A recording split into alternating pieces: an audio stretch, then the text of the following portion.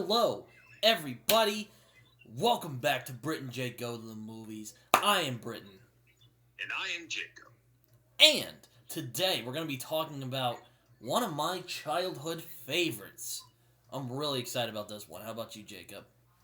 Oh, I am so ready for this one. It's a childhood favorite of mine as well. Yeah, we're talking about The Incredibles. Pixar, my favorite Pixar film, I think. I think it might be mine, too. Excuse me, my nose is a little runny. But I love The Incredibles. I think The Incredibles is, to pardon the pun, but, it's incredible.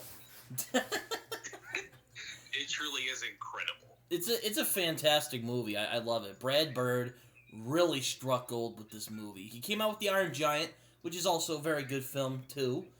But this movie just, it kills it. Like, it really kills it. I think our friend Raymond, our friend of the show, Raymond Watt, described it quite aptly. It's Fantastic Four meets Watchmen. No, maybe not as extreme as Watchmen is. No. But I love The Incredibles. Great movie. What do you think of The Incredibles, Jacob?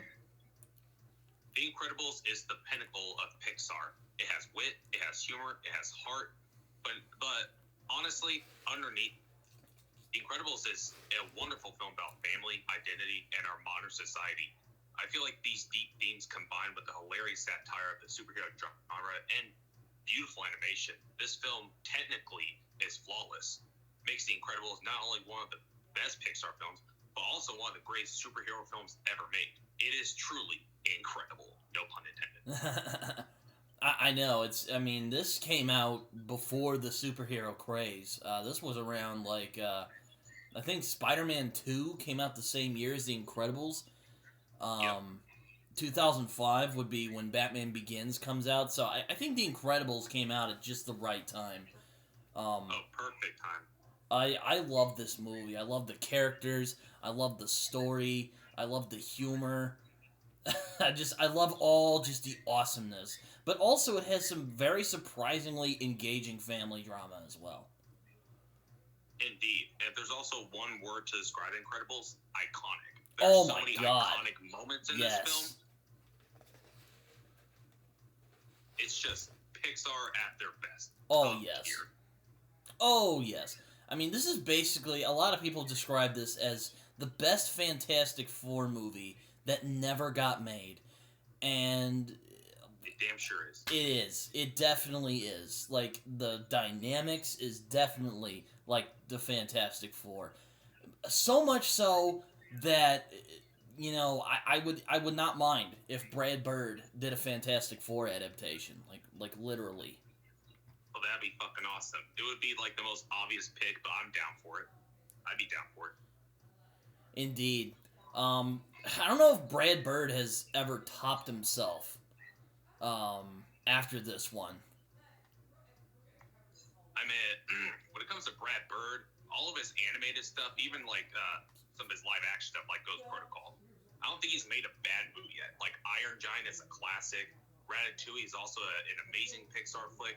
And of course, The Incredibles is incredible. Indeed. There's people... I sometimes like to call this movie Watchmen for kids because it basically goes, well, what if superheroes really did exist in the real world? Like, what would that be like? Now, obviously, this film is not as dark as Watchmen is, which is saying something. But surprisingly, this is a very dark movie, as well as it being a lot of fun and having a lot of great action scenes, which we will get into, I should just say. Yeah, this is by far, I feel like it's Pixar's most darkest film. There are a lot of dark moments in this film. Oh, yeah, it's intense, man. I'm telling you. Oh, yeah. Even when I first saw it, I was like, damn, this is so intense. Didn't say it out loud, but that's what I was thinking in my mind. I was like, ooh, never seen anything like this in an animated film. Oh, yeah, there's some stuff in this movie that flew right over my head when I was a kid, and now I watch it, and I have a newfound appreciation for it. I think that's the best way I can describe this movie. It's one of those films you'll sit down and you'll love it all over again. You'll find new things to love about it, but then you'll constantly be reminded why you love it. And I love this movie. I watched it so many times as a kid, and I still watch it as an adult. Oh, me too. I'll find myself watching The Incredibles like at least twice a year, honestly. Oh yeah. I love this movie. I think it's a lot of fun. I think it's great. It's also very serious when it needs to be, but it doesn't go into like grimdark territory. No. Or it's a movie that really loves the genre of superheroes. It really does. And it's a lot of fun to watch. I love it.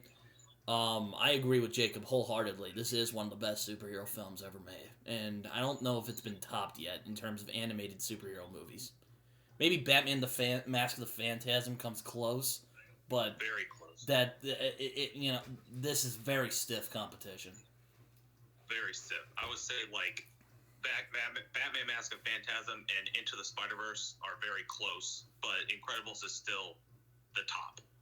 Oh, yeah. I actually just rewatched it last night. I was going to rewatch it earlier this week, but then I got busy with college, and then I got kind of lazy. You know how it is. But I did manage to watch it last night, so I didn't just go and freeball it from memory, because I didn't want to...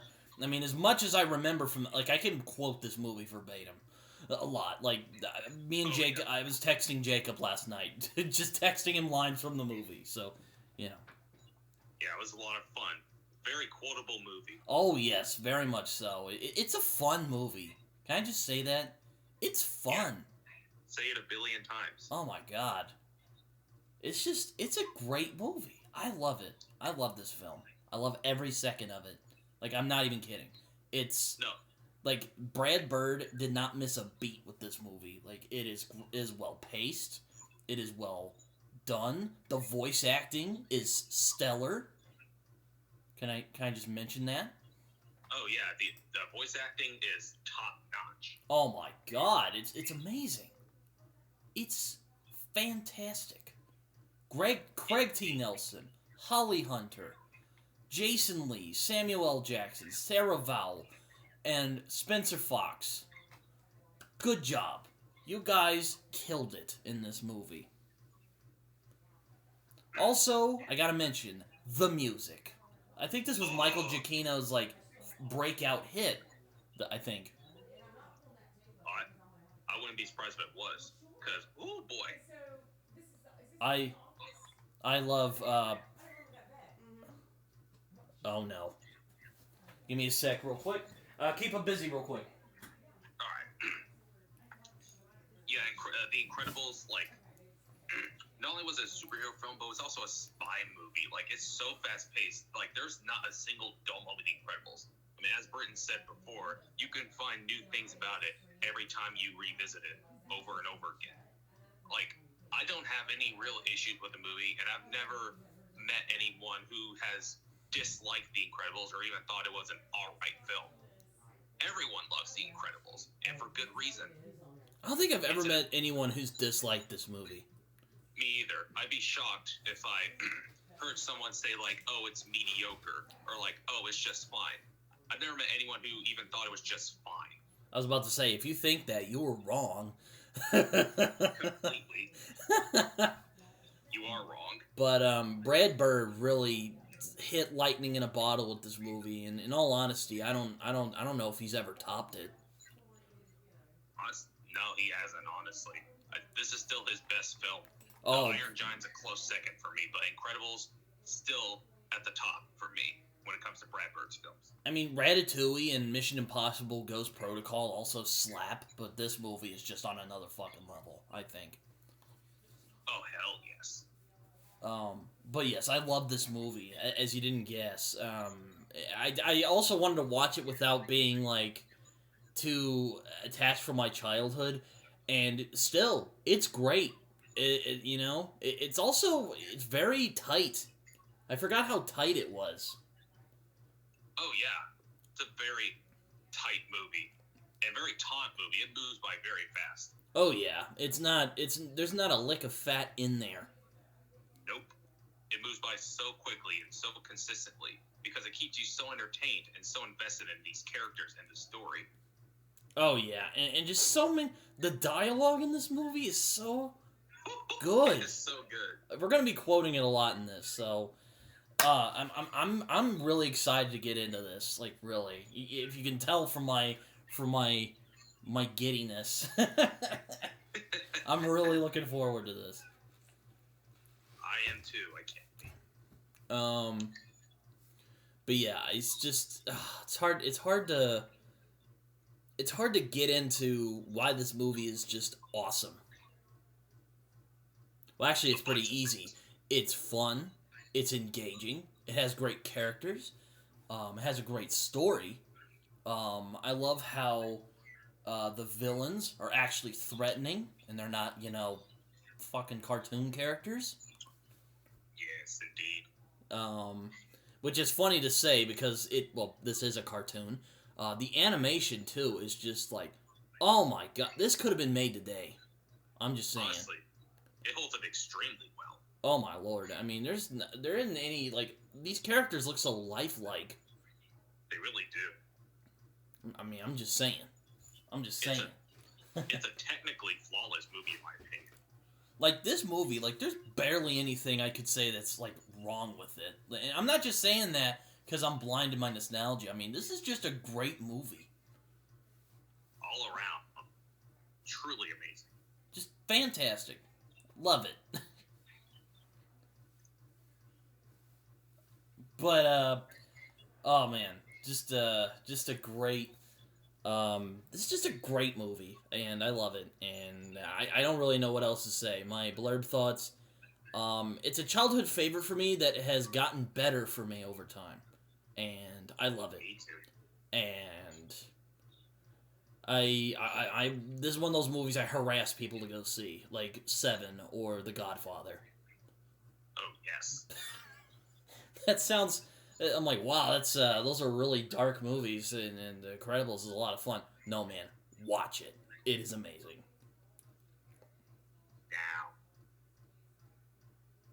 Now. Yes.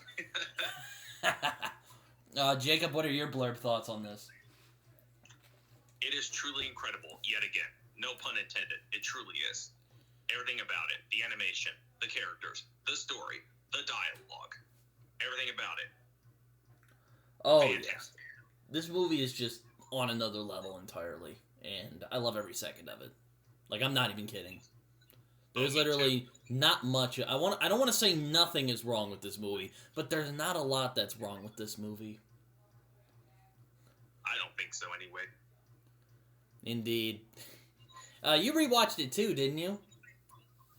Yeah, last Friday. Though I do, even though I do remember it, in the back of my head, I just want to rewatch it just for the fun of it. I mean, it's The Incredibles. Oh, yeah. I mean, I did that too. Also because I didn't want to just run in here and freeball it as much as I do know this movie very well. It's I didn't want to... I didn't want to be scrambling around. Me either. And also, I wanted the pleasurable experience of watching it again. Oh, yes. It's a film, I appreciate even more when I go back and revisit it. Oh, me too. Not a doubt in my mind. Can I mention that music too? Oh, so good. Yeah, Giacchino. Yes. Mwah. Mwah. A beautiful. He is. And, it's nice seeing him get, movies like The Batman now, which, also fantastic. Yeah. But The Incredibles. I'm very excited. This is one of those movies I've always just been looking forward to do. There's a lot of movies like that. But, The Incredibles is one of them. Tropic Thunder is another one. We'll get to that at some point, someday, in the near future. Yes. But yes, so, yeah, we're going to be doing The Incredibles today. I'm very excited. I was like, you know what? Why not? Yeah, it's The Incredibles. I know it's a movie you and I are very passionate about, so let's get into this. Yes. So we would begin with like a retro interview. We begin with a retro interview, like old TV, and I remember this kind of threw me off when I was a kid, and I was like, huh, that's weird. But now I love it. I'm just like, this is great. I love how they did this. Again, just, oh, man. It's so original. I know. And it's an interview. It's an interview with Mr. Incredible, Elastigirl, and even Frozone shows up, and we get a sense of their personalities. Mr. Incredible, you know, he's his real name's Bob Parr, and he's just I love the line. He's like, you know, I wish that the world would just, you know, stay saved, you know. I'm like the maid, you know. I'm like the maid. I'm like, I just cleaned up this mess, and can you keep it clean for 10 minutes? And everyone's just like busting out laughing. She's like, and they're asking like, do you have a secret identity? And he's like, well, who doesn't have a secret identity? And Elastigirl, she's just like, I'm like, yeah, you see me walking around with this on? Like, come on. Then Frozone comes in and says, like, are you telling me you're a super mega ultra lightning babe? I'm good. I'm good. He's great. I love the irony of this scene too, because Mr. Incredible's like, you know, sometimes I just wonder what would it be like to have the simple life and, you know, settle down. And Elastigirl's like, you think I'm gonna quit, you know, when I'm in the top of my game? Like, come on. I don't think so. I don't think so. And then we get the epic intro to the movie. I think it's ironic because Mr. Incredible turns out to be the one who kind of struggles more with going back to daily life, and Elastigirl manages to adapt more quickly. It's kind of funny when you watch back on it. Oh yeah, I mean, I didn't think about it when I was a kid, but when you watch it when you're older, you're like, oh man, this is really good. Like, oh, the irony. Ooh, I get what you were doing, Bradford. The irony, Bradford. So then we get then we finally get the intro theme from Michael Giacchino. Again, I just gotta say, Michael. I think this is Michael Giacchino. I think this is Giacchino's like breakout score, and it is amazing. I know. Like when I remember like when I got older and I did more research in his film and started to learn more about Michael Giacchino. I'm like, he did The Incredibles. No wonder why the theme was so good, because he did it. It's so iconic, so heroic, and so exciting. Oh my god, yeah, it gets your blood pumping. I'll put it that way, and it makes you want to like get up and start like airboxing. Absolutely. Makes you want to get up and punch something, not a person. Don't punch anybody. Maybe like your wall or something. I don't know. Maybe don't punch anything. Just airbox. That's fine.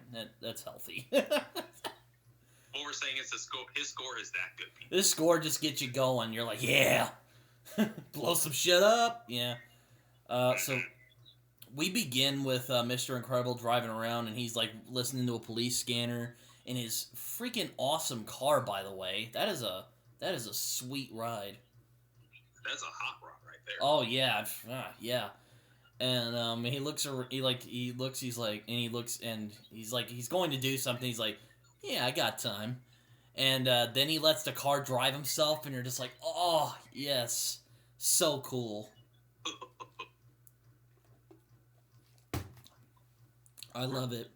And he's about to, and then on the meanwhile, there's some like robbers, and they have like a machine gun, and they're shooting at the cops, and then cops are also shooting at them with real guns. It is not, they don't play around in this movie.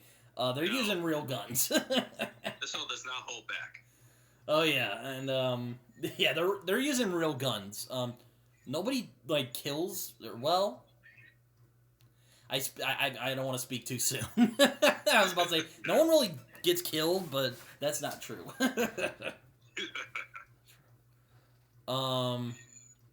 But yeah, I love how he goes in the drive, and he like sits back and he puts that suit on. I'm like, oh my god. Oh, awesome. Oh, gee, I gotta get a car like that. Maybe not. Probably not. A car where it drives itself, and you get the suit up in it. Oh man. And then this like kind of crotchety, or not crotchety, but she seems nice. This kind of ratty looking woman, she's like, "Oh, Mr. Incredible, please." And he's like, "Oh shit!" And he like, I love how he gets all like, "Oh shit," and he stops the car, and he's like, "Hey, what's going on, ma'am?" She's like, "My cat Squeakers, he's up in the tree." I'm like, oh man, they're just pulling out all the classic superhero Like, did he watch Richard Donner's Superman before making this movie? Apparently so. I guess he did. In the tree, typical. This movie almost seems like a tribute to stuff like Donner's original Superman movie. I wouldn't be surprised, honestly. It has a lot of that.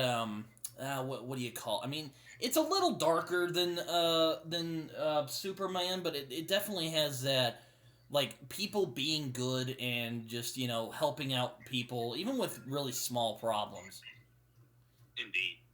Like, Christopher Reeve's Superman. And, so, on the meanwhile, he picks, Mr. Incredible's power is that he picks up, he's very strong.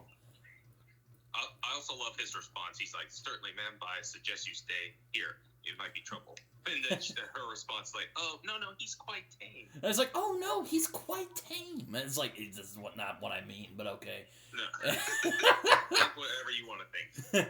And he's like about to shake the tree, and he sees the car coming close. He's like, "Okay, now." And he's like trying to get the cat out. It's like super intense. It's like, get your heart pumping.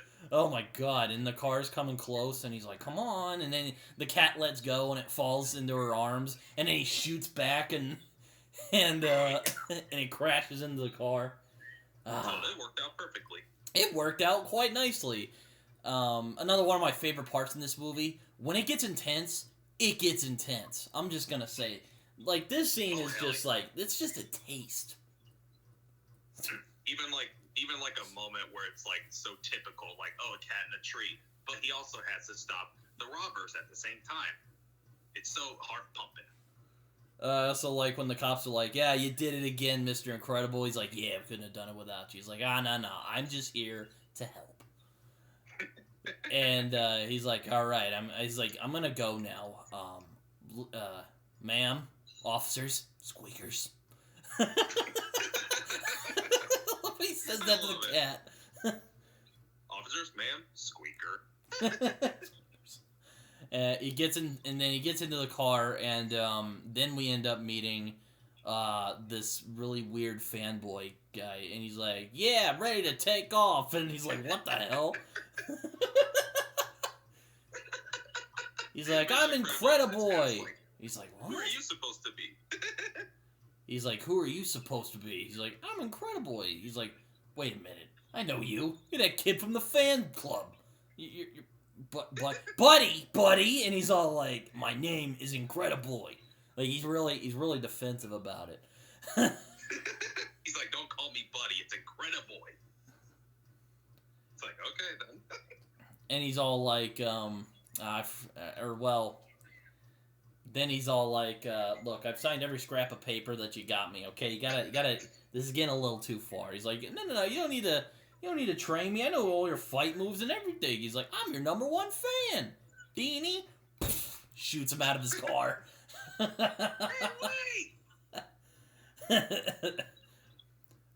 Then we end up going to another guy who is scrounging around through a lady's purse, and he's like, you know the content of a lady through what goes through her purse. He like pulls out a gun. He's like, "Hey man," and then a hand just pops out and just smacks him in the face. Mr. Fantastic. No. This is where we meet Elastigirl, played by Holly Hunter. I forgot to mention, Mr. Incredible is played by Craig T. Nelson, and Elastigirl is played by Holly Hunter, who is great in this. But I gotta say, Miss Incredible, Ick. Not bad. 2 C's. 2 C's, not 1, 2. Mr. Incredible, you're one lucky man. Oh, yes. Oh, yes. I love their banter in this scene. He's like, me too. He's like,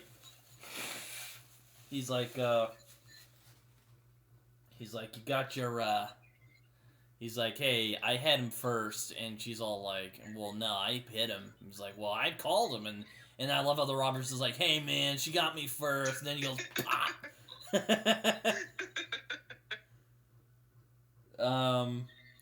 I love how she's all like, well, man, he's like, are you doing anything? She's like, I got a previous arrangement. And it was like, do they know who they are? Which is explained later. Yes, they do know who they are. They were just messing around with each other, I guess. And of course, you can't forget Elastigirl's line. I think you need to be more flexible. Oh, man. And then she starts... And then she, like, runs off, and she's, like, flexing around, and he's all like, my lips aren't dry enough for it. Perfect response. My lips aren't wet enough to whistle.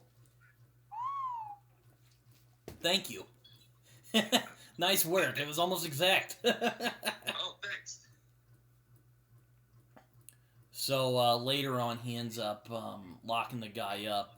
And then he sees Frozone. Then he sees Frozone. He's like, "Hey, Incredible! Hey, Frozone! Should you be getting ready?" He's like, "I still got time." And then, I never thought about this when I was a kid, but like that guy who was gonna jump, I'm like, "Damn, put that in a kids movie."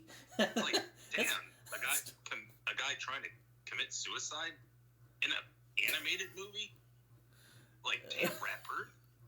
Oh, my lord. So, anyways, so the guy's about to jump, and Mr. Incredible runs over, and he crashes through the window, and he's like, "Oh, I think you broke something." It's like, well, I think with counseling, you'll come in time to thank me. And then suddenly he I guess he like sniffs something, and then he goes over and he hears like a beeper, and he's like, oh shit, and it blows up. And then we meet the iconic Bomb Voyage. Jacob, what do you think of this just masterful character? It's fucking hilarious. Once it explodes, Bomb Voyage appears. And then Mr. Incredible's like, Bon Voyage. Yeah, I know. He's really taking him serious. Then Bon Voyage's like, it's all quiet, Mr. Incredible. And then Incrediboy comes up. And Incrediboy! Incrediboy? And he like flies over towards him. Incredible? And he's like, hey man, check out my new rocket boots. He's all like, look, kid, just go home. I don't want you being in danger. You little oaf. A little bit of both, yeah. No, you little oaf. That's what Bon Voyage said to Mr. Incrediboy. Oh yeah, he called him an oaf. That's it. He's like, look, I appreciate you trying to help, but I'm kind of busy right now, so I don't. He's like, and he's all like, look, you're always telling people to be true to themselves. Well, I thought about it, and I know what I want to do. I should be your ward. Incredible. And he's all like, look, I think you're getting the wrong idea. And then I love how Bomb Voyage, out of all people, who looks like a freaking mime, says his outfit looks completely ridiculous. He's like, look, just give me one chance. I'll go get the police. And he accidentally puts a bomb on him. Or not accidentally. He sneaks a bomb on him. And then Mr. Incredible's like, no, stop! You got a bomb! Then he jumps on him. He's like, oh, hey, you're really messing with my flight pattern!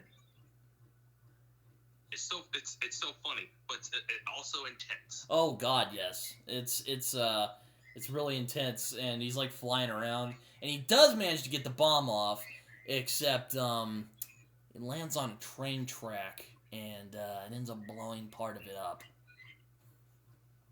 Oh boy. Yeah. Go back to just how intense this movie can get. So the train is pulling up, and he's like, "Yeah, shit." So he runs over, and he like puts his hands up, and I love how the train's coming towards him, and he like closes his eyes to prepare for it. For some reason, every time the train hits him, I just laugh.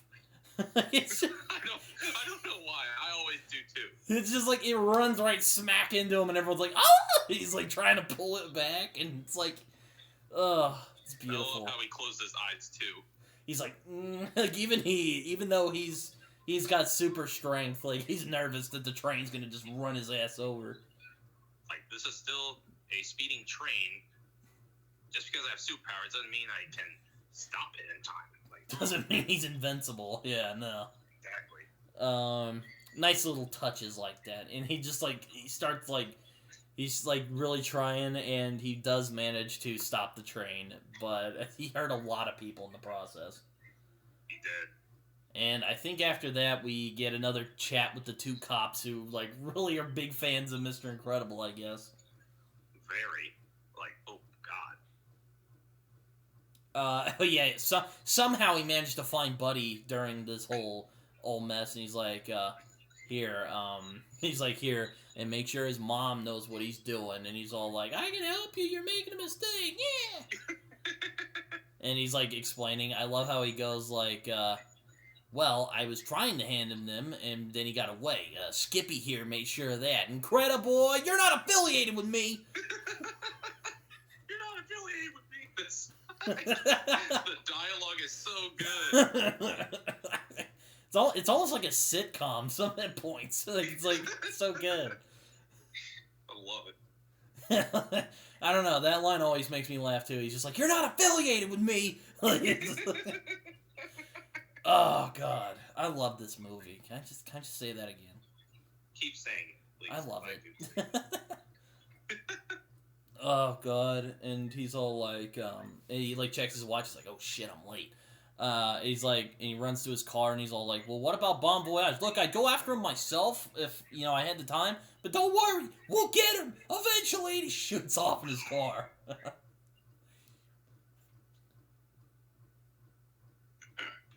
Then we get to the wedding. The wedding. I guess, Frozone is his best man. And he's all like, how do I look? I like how he pulls up and he turns back to a normal car, and he gets out of his car and he walks over to the church, and he still has his mask on. He's like, how do I look? He's all like, you're very late. And he's like, well, I'm sure it'll be fine. And he's all like, oh, the mask, I forgot about the mask. He's like, oh, yeah. I love his catchphrase before he goes to do the wedding, and he goes like, showtime. Opens the door. That's really fun. I love it. Showtime. Oh, yeah. You want to take the wedding scene, Jacob? Yes. So, Mr. Incredible and Elastigirl know each other more than we thought because they are about to get married. Oh! Big surprise. Like, oh, Mr. Incredible and Elastigirl getting married. Then Elastigirl says, you're late. And she's like, I love you, but you gotta be more than Mr. Incredible. If we're gonna make this work. Yes. He's all like, well, remember what you said about... Or, I like how he's like... I like how he's like... She's like, when I said I had an arrangement, I thought that was just playful banter. And he's like, it was playful banter. He's like, ugh. Can I just say, one of my favorite couples in movies. Mine too. Just, I love their strong relationship. I love that they'll both, like, go and die together, or they'll die for each other, Yep. It's, true friendship and true love. Love indeed. One another. Continuing on the wedding, Jacob. Oh, yes. And I love how Mr. Incredible says, well, you need to be more flexible. And then they kiss the bride, And then Elastigirl says, as long as we both shall live, no matter what happens. Then Mr. Incredible says, hey, come on, we're superheroes. What could happen? And you want to take this from here? Well, right after he says that, he gets slapped with 2 very big lawsuits. I guess the guy who he saved didn't appreciate being saved. Again, retro. I really enjoyed the retro. I really enjoyed the retro feel. I love how in his lawsuits he's in his superhero getup. Just like he's always in a superhero suit. Yeah, I know. It's just like, what? Okay, it's fine. Like what? Mr. Incredible. So he's like, there's one where the guy who he saved from committing suicide doesn't like the fact that he saved him, and tries to sue him, even though he was the one who tried to commit suicide. Don't know about that. And I love how the lawyer's like, he's like, this guy didn't ask to be saved. This guy didn't want to be saved. You want to call it the action so-called, and he's like, something, whatever. And then he's like, hey, I saved your life! And he's like, hey, you didn't save my life, you ruined my death! Some people you can't save, I suppose. Nope. Then right after that, the people who got hurt in that train accident, well, they sued him, and I love how, again, he's in his superhero getup, and this dude is just pointing at him and angry, and Mr. Incredible's just sitting there awkwardly, while everyone's just staring at him. Like, yeah, you did this to us. He's like, oh, uh-oh. Like, I'm fucked.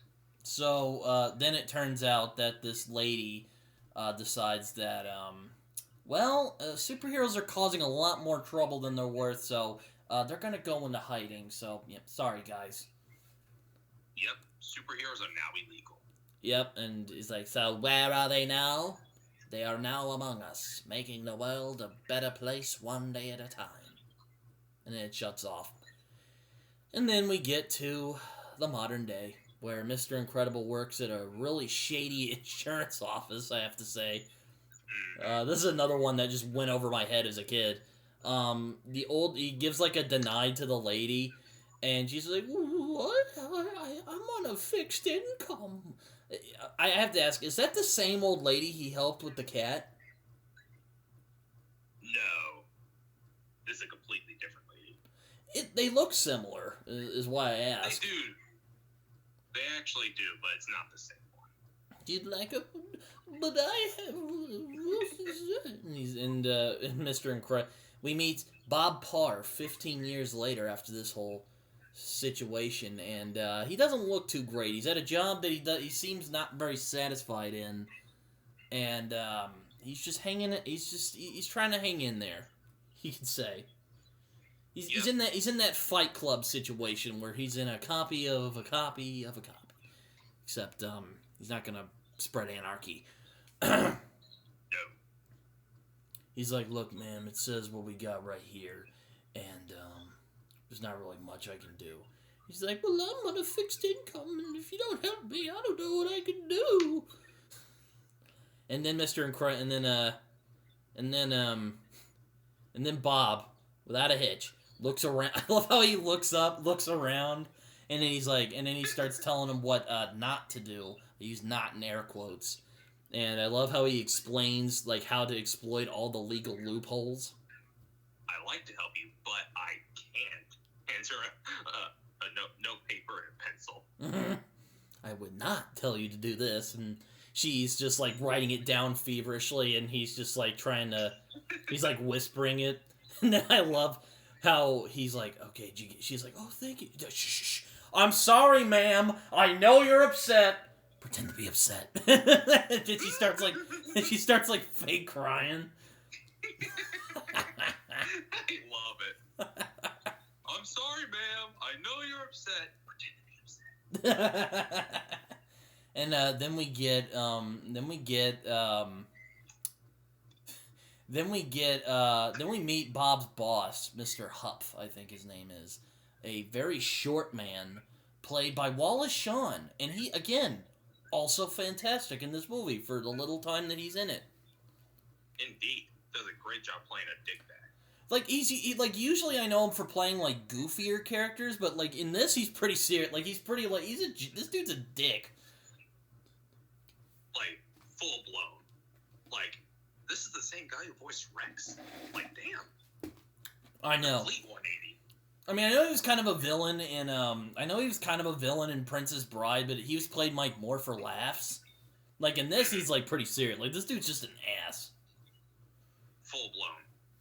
He's like, you paid the warrant on the Walker policy? He's like, look, the dude broke into his house. I didn't know what to do. And he's all like, well, he's like, next time you get to every Harry Hardluck and Sally sob story to give you a phone call. And he leaves. And I like how he sits down and the pencils fall because how strong he is. Mm-hmm. Oh, yes, I think this is, Oh, wait. Did he get a call from Elastigirl during that scene? Yeah, he did. Oh, yes, okay. I forgot to mention, he does call Elastigirl, also known as Helen, and they actually seem to be doing pretty well. She's given her, they have 3 kids, Dash, Violet, and Jack. Violet is the oldest. All of them have unique superpowers, except for Jack. Not yet, anyway. She's bathing Jack, and she seems to be doing pretty well with this new Glory Days thing. Yeah, she seems to be enjoying it way more than Bob is. Yeah, I mean, one of the things I like about Mr. Incredible is that he genuinely wants to help people. Yeah, like, he really, like, this is where I think Brad Bird took inspiration from Richard Donner's Superman. Like, Superman just wants to do good and wants to help people. Same with Mr. Incredible. Really wants to help people and genuinely wants to do for the what's for the greater good. Indeed. Indeed. I love, I love, like, you know, you could argue maybe he also likes the adrenaline of it, which that you could definitely make an argument for it. But it's never deniable that he doesn't. It's never deniable that he does it because he just wants to help people. He wants to help as many people as he can because he's genuinely a good person, despite his flaws. Even if he's not Mr. Incredible. Oh yeah. Yeah. He's like, we're supposed to help people, but that's later. I don't want to jump the shark just yet. She's like, well, we are now officially moved in. And he's like, oh, that's great, honey. He's like, that's great, honey. And then that's when they, after that call, again, I just love their relationship. Reminds me a lot of my parents, in a lot of ways. I think that was what it was supposed to invoke anyway, so there you go. It's so genuine. Mm-hmm.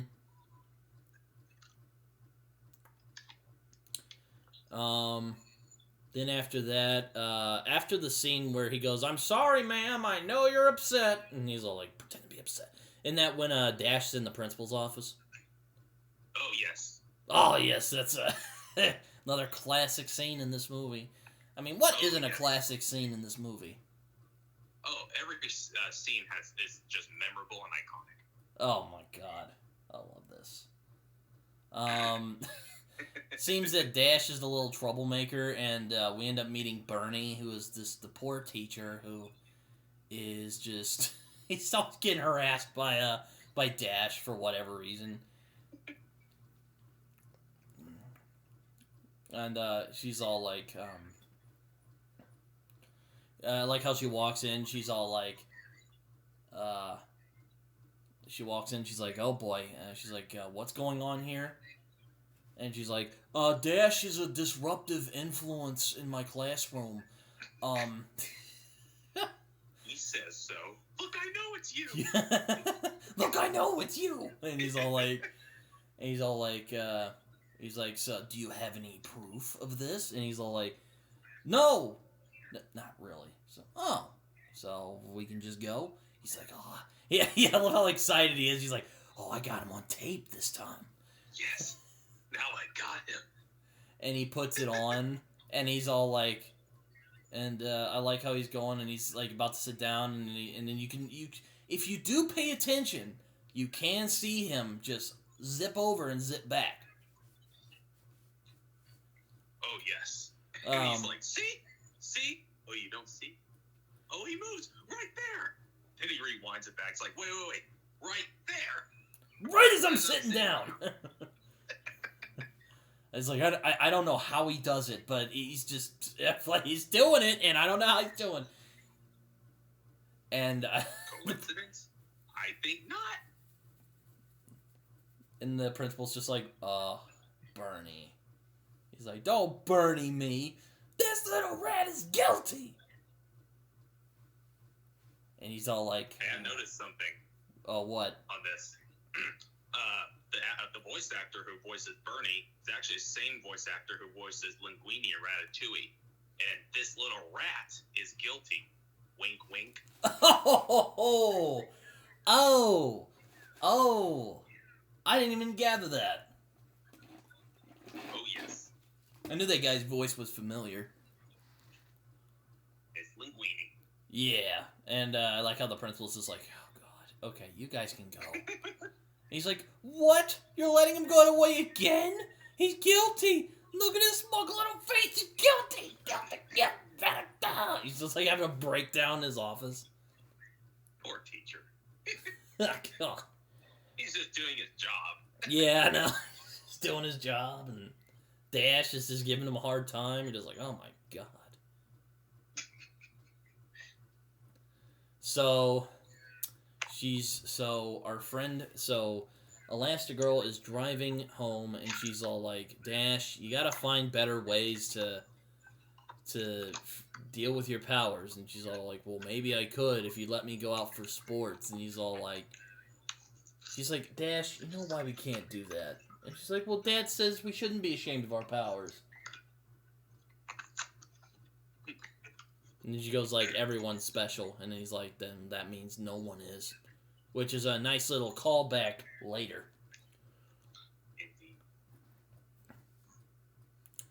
Oh yes, this is where we meet Violet.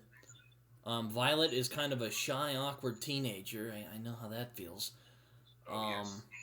And she's like sitting around, and then she sees a guy called Ridinger that she like. Oh, Tony Ridinger, that's it. I'm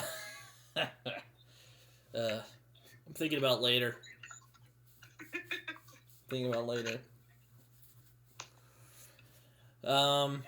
He's like, hey, Ridinger, where you headed? And he's all like, they're talking, and then she's like looking at him, and then she like disappears. That's her power. She can just vanish. And he's like, oh, okay. And he like walks away, and then she's all like, he looked at me. And then she's like, come on, Violet. And she runs over to the car. And I think this is where we get to the dinner scene. Just another great sequence of events. Oh, before that, we see Mr. Incredible. Oh, yes. Mm-hmm. Yeah. So then we see Bob driving back from work, and he looks really mad. So relatable. Yeah, I know. It's me driving home from college every day. Not every day, on Tuesdays and Thursdays. He's driving home, and he's about to get back, and then he finally parks the car, opens the door, and then he's about to get out, and then he almost slips on a skateboard. He's like, oh god. It's like, dumb kids. And then it turns out because of his super strength, he accidentally left a giant dent on the car. And he's all like, oh, great. And then he tries to shut the car, does it again, and then he slams it, and then he breaks the window. And then he just has it. He's like, and he picks it up. And then there's this just little kid watching on a tricycle, and he's just like, and then he's like, he was popping a bubble, and it just blows back on his face. He's just utterly shocked at what he saw. And I love how he's just like, and he's like looking at him, just like, oh, dang it. And then he just like slowly puts down the car, and then he just kind of goes, okay, gonna go back to the house.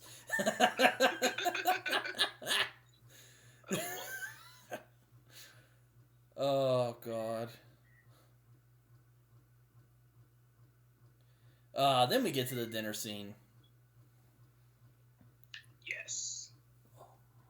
Mr. Incredible is sitting around and reading a newspaper, and Violet and Dash and Jack and Helen are sitting around. Helen is also trying to get Jack to eat the food, and she's making weird faces. She's like, Mom, you're making weird faces again. She's all like, well, what am I gonna do? And Bob just goes, honey, you make weird faces. And he's like reading a newspaper.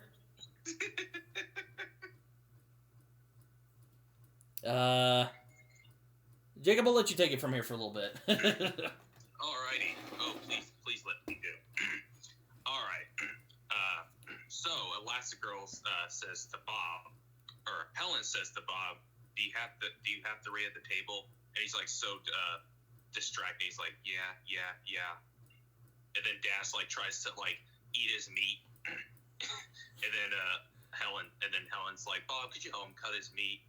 Could you help the carnivore cut his meat? Yes.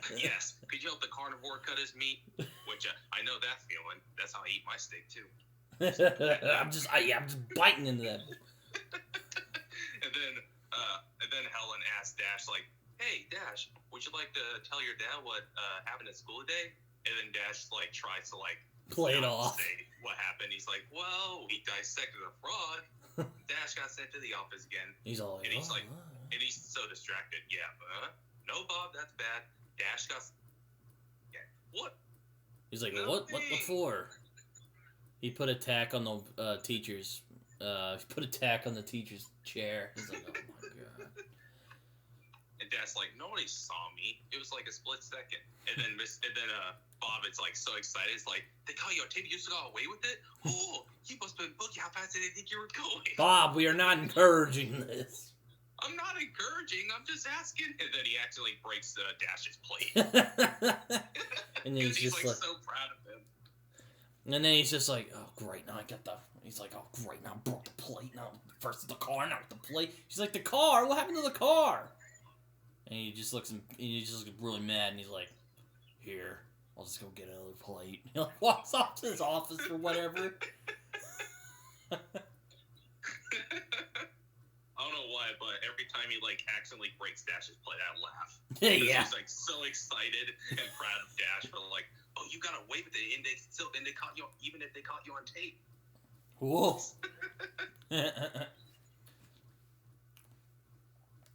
She's all like, and Helen looks over. She's like, "Vi, you barely touched your food." She's all like, "I'm not hungry." And she's all like, "Well, we do got leftovers. What are you feeling? Steak, pasta?" And she's all like, "Tony Ridinger." Shut up. She's like, "Well, she is." She says, "Shut up, you little insect." I forgot what he said before that. Well, she is. She's like, "We will not shout at the table." And she tries to call Bob in here. He's like, "Kids, listen to your mother." Yeah. She's like, "Maybe if we had Tony, she'd probably eat it if we're having Tony loaf." And then that's some fighting words, because then she starts like attacking him, and then Dash starts running around, and she uses she can make force fields as well. Like, I guess that's something. Hey, no force field. She's like, "You started it," and I love how Helen just goes like, "You sit down, you sit down." Well, it turns into just a whole fucking thing. Oh. And then meanwhile, Bob is reading newspaper, and it turns out one of the former people who runs. The guy who was formerly known as Gazerbeam is missing. He was actually a politician as well. Oh, yes. He's like, Gazerbeam. And she's all like, "Bob, it's time to engage!" And he comes in, like, "Do something! Don't just stand there! I need you to intervene!" He's like, "Okay, you want me to intervene?" He's just Picks up the table. He's like, you want me to intervene? Okay, I am intervening. I'm intervening. And then he hears like a doorbell, and they just go back into place. And then it's Lucius. A.K.A. Frozone. Yeah. And she's all like, hey, Helen's like, hey, Speedo, what's up, everybody? And he's all like, ice of you to come on by. Ha! Haven't heard that one before. I love that. That's always, that's another one that's been constantly memed. Not the one that's most famous, but where he's like, ah! Haven't heard that one before. Yeah, heard that a billion times. How original. Now I love how Dash, just for some reason, just spits a bunch of water at him. He's like, whoa! He freezes it, and then he's like, haha. Aw, I like when it shatters. That is so something a boy would say. Young boy would say. Yeah, I know. I love how they get a young boy right, because I know I did a bunch of dumb shit like that when I was a kid. Not like putting tax on people's chairs, but I was always like getting people to do weird shit. I always thought like weird shit like that was cool for whatever reason. Me too. Like, Brad Bird really gets kids. He really does. He really understands. I like how Lucius is like, and she's all like, what are you guys doing? And it's like, it's Wednesday. And she's like, oh yeah, bowling night.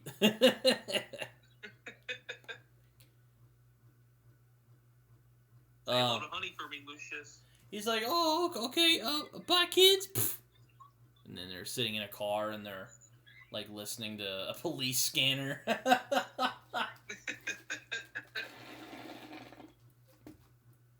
And then I like how Lucius is the one who's kind of like, okay, this is just getting sad. And he's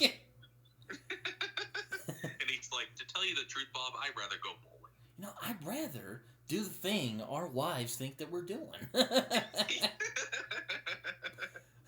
Just to switch things up. It's all like, he's like, no one's asking us to do this. And he's all like, do you, what, we need permission? You know, it's like, oh, jeez. On the meanwhile, someone is watching them in the car.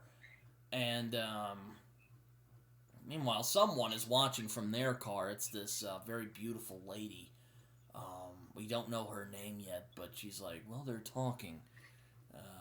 No, they're alone. But they're not doing anything. They're just talking. So, there you go. Then on the meanwhile, they're listening to it. And he's like, you know, it was fun the first time, but he's like, this is just getting ridiculous. And he's all like, oh, come on. And then they end up hearing about a fire, and Bob just gets excited. A fire? Yeah, baby! He's like, we're gonna get caught. He's like, woohoo! Yeah! Fire! Like yeah! Bob is so enthusiastic, and Frozone's just so unenthusiastic. He's like, dude, we're gonna get caught.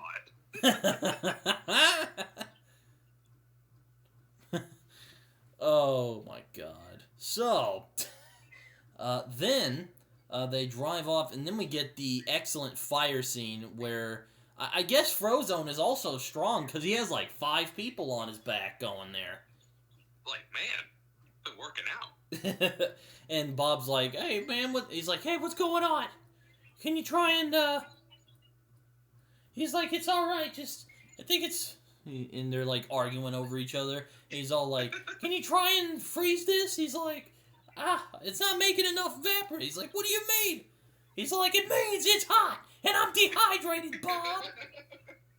He's like, I thought you could make water, and I thought you could use the... There is no water that's there. What's your excuse? You run out of muscle? He's like, well, I don't want to knock the building down. And then he looks over, and there's like an exit. I wanted to go bowling. He's like, I wanted to go bowling. Yeah. And then he looks over, and he's like, okay, stay right on my tail. I love how when Mr. Incredible's doing something, he'll just like start with a battle cry. He'll go, yeah. and he like busts out of the room, and then he then busts out of the place. The building gets knocked down, and then they end up somewhere else. So they manage to get out safely. Except one problem. There's just one tiny problem with the plan. You want to say what that is, Jacob? Oh yes, they accidentally break into a jewelry store where there are alarm systems around them. Oh. And then Frozone's like, oh man, that ain't right. They start arguing. Like, we look like bad guys. We look like bad guys. Incompetent bad guys. And the police officer comes in. I'll let you take this one. Oh yes, this is one of my favorite scenes, honestly. Then a police officer comes in and says, freeze. And then they put their hands up. But Frozone sees some water right next to him. And the only way he can use his powers is if he's hydrated. So he grabs a cup and tries to take some water. But the police officer's like, freeze! Frozone's like, I'm thirsty. I said freeze! I am just getting a drink. You can see in his hands, great little detail, you can see in his hands, like, he's rehydrated. The police officer says, all right, you had your drink. Now I want you to. I know. Freeze. Awesome. I love it. Another thing I love when the other cops bust in, one of them just yells, police officers! That's always made me laugh. Just Every time I watch it. Okay. I'm like, all right. We already knew that, but okay, thank you for announcing that. Thanks for the reminder. Police officers! And they look around, there's just like a bunch of like knocked out people over there, and he's like, oh, okay. And then he looks over, and then it turns out the guy's been frozen. Just like, oh god. And then they run out, and they're like, ah! And then he's all like, ah, that was too close. We are not doing that again. I think Mr. Incredible likes for the adrenaline too, honestly. Yeah, I was about to say, I think it's not undeniable that Bob loves helping people, but I do think he likes the adrenaline as well. I mean, can you blame him? Like, he has a shitty job and a shitty everyday routine life. Yeah. He's excited in his life. Yeah.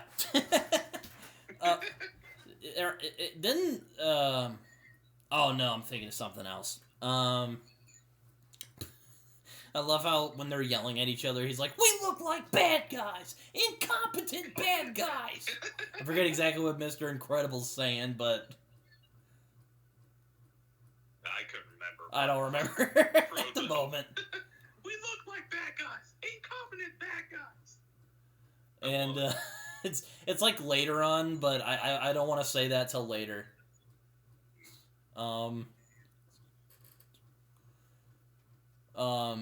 So they end up going home, and Bob ends up sneaking back into his house, and he gets like some cake, I'm guessing is what that is. Yes, it is. I thought it was a brownie at first. I'm like, that's a big brownie. Yeah, I know. I'm just like, wow, that's a big ass brownie, isn't it? And then his wife, and then it's the usual, you know. And she says, "I thought you'd be back by 11." I said I'd be back later. And then they start. You know, one of my favorite things about this movie is the family drama. Oh, it's so real. Yeah, I first had my memory kind of blocked out. I thought there was more family drama in the movie. Like, there is the family drama. It's really fun. Mm-hmm. But it's like, you know, it's not like, I thought there was more of it than there was, and I like the family drama, but I thought there was more of it. But, you know, that was just me. I thought there was. This is the only one that I remember being like the big family drama moment. Uh-huh. And I like how Helen just is like, is this rubble I see on your... And Mr. Incredible's facial reaction, he's like, oh, shit. He's like, she's like, were you listening to Police Scanner again? Darn you, Bob, you can't just go around doing... You want us to move again, because you want to relive the glory days. He's like, reliving the glory days is better than pretending it didn't happen. She's like, yeah, it happened. But then this is what's happening now. And, you know, one of the things I like is that they're both making good points in their argument. Literally. Literally both of them.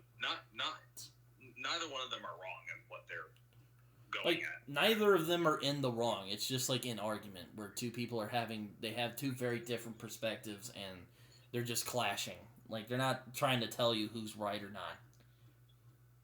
Nope, they're just telling each other, like, from my perspective, but no, from my perspective.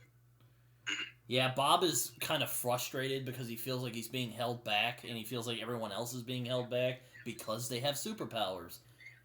And, you know, he's frustrated by what he sees and what he says as rewarding mediocrity. Literally. Like, when that's what he said. I can't believe you don't want to go to your own son's graduation. He's like, it's not a graduation. He's moved from the 4th grade to the 5th grade. She's like, it's a ceremony. It's psychotic. Like, yeah, so freaking true. He's all like, you want him to compete? Well, all right, let him go out and compete. Let him go for sports. She's like, I will not be made the villain here, Bob. I know. He's like, you know why we can't do that? He's like, because he'd be great. And she's all like, it is not about you. And then it turns out the children were listening in on the conversation. Hey, that's what I would do too. My parents are arguing, so good job, Bradford. It's so realistic. Oh yeah, it's very real. The That's arguments. Exactly what kids would do. That's exactly what kids would do when they hear their parents argue. Just snoop in and just listen. I like how they're walking around, I like how they're like, oh, me and Mom, don't worry guys, me and Mom were just having a conversation. Very loud conversation. And they kind of do the whole shtick where they're like, look, we are in love still, we just had a disagreement, and we're still going up against, she's like, bullheadedness, and he's all like, I was just gonna say evil, but okay. But that works too. But that works too, yeah. Oh, the dialogue is so good. Oh my god, yes, it is. So she's like, all right, go to bed. I mean, all of us. And he's all like, yeah, right, whatever. And he, like, goes to bed. He's like, he looks really disappointed.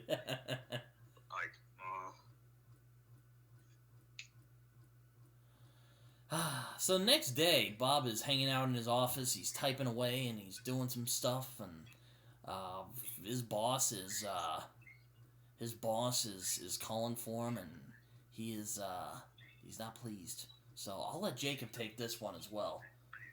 Oh, yeah. I know there's a scene in this you really wanted to take. I forgot exactly which one it was, but I'll let you take this one, too. Alrighty. So Bob gets called into his boss's office, and then he's sharpening pencils, and he's, like, organizing them when they're to be as straight as possible. And then, sit down, Bob. And then he sits down, and he accidentally moves one of the pencils. Because he's, massive. Up. Yeah. I also love Mr. Incredible's face. He's just like, I don't care. He's like, he really hates his job. I love it. And then Mr. Hobbs says, I'm not happy, Bob. Not happy. Ask me why. Okay. Why? Why what? Be specific, Bob. Okay. Why are you angry? Why am I unhappy? Your customers make me unhappy. You got complaints? No. Complaints I can handle. What I can't handle is your customers knowing all this. And he's like, you're saying we shouldn't help our customers? The law requires I answer no. But we're supposed to help people. We're supposed to help our people, starting with our stockholders, Bob. Who's helping them out? Huh? But you know what, Bob? The company is like an enormous tip. It's like an enormous, oh yes, precisely. It only works when all the little cops mash together. And while he's talking, Mr. Bob sees a guy getting mugged. And then his boss says, look at me while I'm talking to you, Par. But Bob says, the man out there, he needs help. Do not change the subject, Par. We are discussing your actions, but he is getting mugged. And then as a dickwad would say, well, so we don't cover it. And then Bob says, I'll be right back. Stop right now or you're fired. Dun dun. And oh boy, is Bob mad. he says, close the door, tells him to get over here, and then he's so mad, he, like, makes a big-ass dent on the door. He makes a huge dent on the door, yeah. Like, he is so mad. Then his boss continues to say, I'm not happy, Bob. Not happy. And then Bob is, like, so angry that he couldn't go out there and help him. It's like, he got away. Good thing, too. You were this close to losing your kia. And then Bob just grabs him by the neck and throws him. Just gives him a Goku toss through the walls. I'm telling you, that is one of the most satisfying moments ever in cinema history. I know, and the dialogue is so just like that. It's great. I love it. I freaking love it. And I love Mr. Incredible's response. He's like, like, I'm definitely fired. He's just like, I'm fired. Oh, I love that moment. It's like, wow, I'm totally fired. Anytime. There's no going back from that. I like how you see Mr. Hupp just in his like body bandage. I'm like, jeez, surprised he ain't dead. Yeah, for knowing how little he is, how big Mr. Incredible is, and to add on top of the fact that he has super strength. Yeah, I know. That guy's tough. But then again, they probably wouldn't want to put like I don't think he wanted him to die in the movie. So no, this is still an animated kids movie, so we can't have people dying. So but yeah, I mean, if that were the real world, I'm sure he would have died, or at least been absolutely. like in a coma, at least. If he survived, that'd be a miracle. Yeah. But to be honest, he deserved it so fucking bad. He did. I was so satisfied. Yeah, that's what you get, dickhead. Yeah, when I was a kid, I was like, oh no, Bob, what did you do? And then now I'm just like, yeah, throw him to the wall. Yeah, I don't care if you get fired. It's worth it. Give him the Goku. Give him the Goku treatment. Oh, God. I love how we end up meeting Rick Dicker. This was not by Jonathan Banks. That's in the next movie. He's played by. Let me see. Where is on Wikipedia? No less. Bud Lackey is playing him, and once again, this other guy is just on top of it. He's just like he's like, I'm fired, aren't I? Oh, you think? He's like. Mr. Crow was like, someone was in trouble. Like, someone is always in trouble. He's like, I had to do something. Yeah, every time I hear that, I always have to pay. And like, every time I hear that, I have to pay a bunch of money to, yada yada. He's like, we have to pay to keep the company quiet. We have to pay for mind wipes. But he's like, money. All those to pack taxpayers' dollars. Money. We can't keep doing this, Bob. We appreciate what you did in the old days, but those days are over. From now on, you're on your own. He's like, all right. He's like, and then he puts his hand. He's like, listen, Bob. Maybe I can relocate you guys again. Just for old time's sake. It's like, no, I can't do that to my family again. He's like, I'll handle it. He's like, all right, good luck, Bob. He shoots it down. You can tell there's a lot of respect there, but he's just like, dude. It's like respect, but fucked up. You came this close to fucking. Oh my god. Oh yeah. On the meanwhile, while he left his office, the lady who was watching him earlier leaves something in his office. Oh yes, lady that was spying on them. What are you doing? What am I doing? Oh, I just heard. Kids. I just heard something, so I was wondering what you were doing. No, it's just my candy. Oh, just candy. Okay. So Bob gets home, gets to his office. I'm guessing his man cave, and he dumps all of his stuff out, and then he ends up dumping out this. I'm guessing it's an iPad or something, the tablet. And he looks at the tablet, and then that's where we meet Mirage. What do you think of Mirage, Jacob? I mean, Elastigirl is thick and but her, not too shabby. Played by the late Elizabeth Elizabeth Pena. Yes. And I was always like, where was Mirage in Incredibles 2? And I ended up learning she died in 2014. That was very unfortunate, the lady who played her. Elizabeth Pena is her name.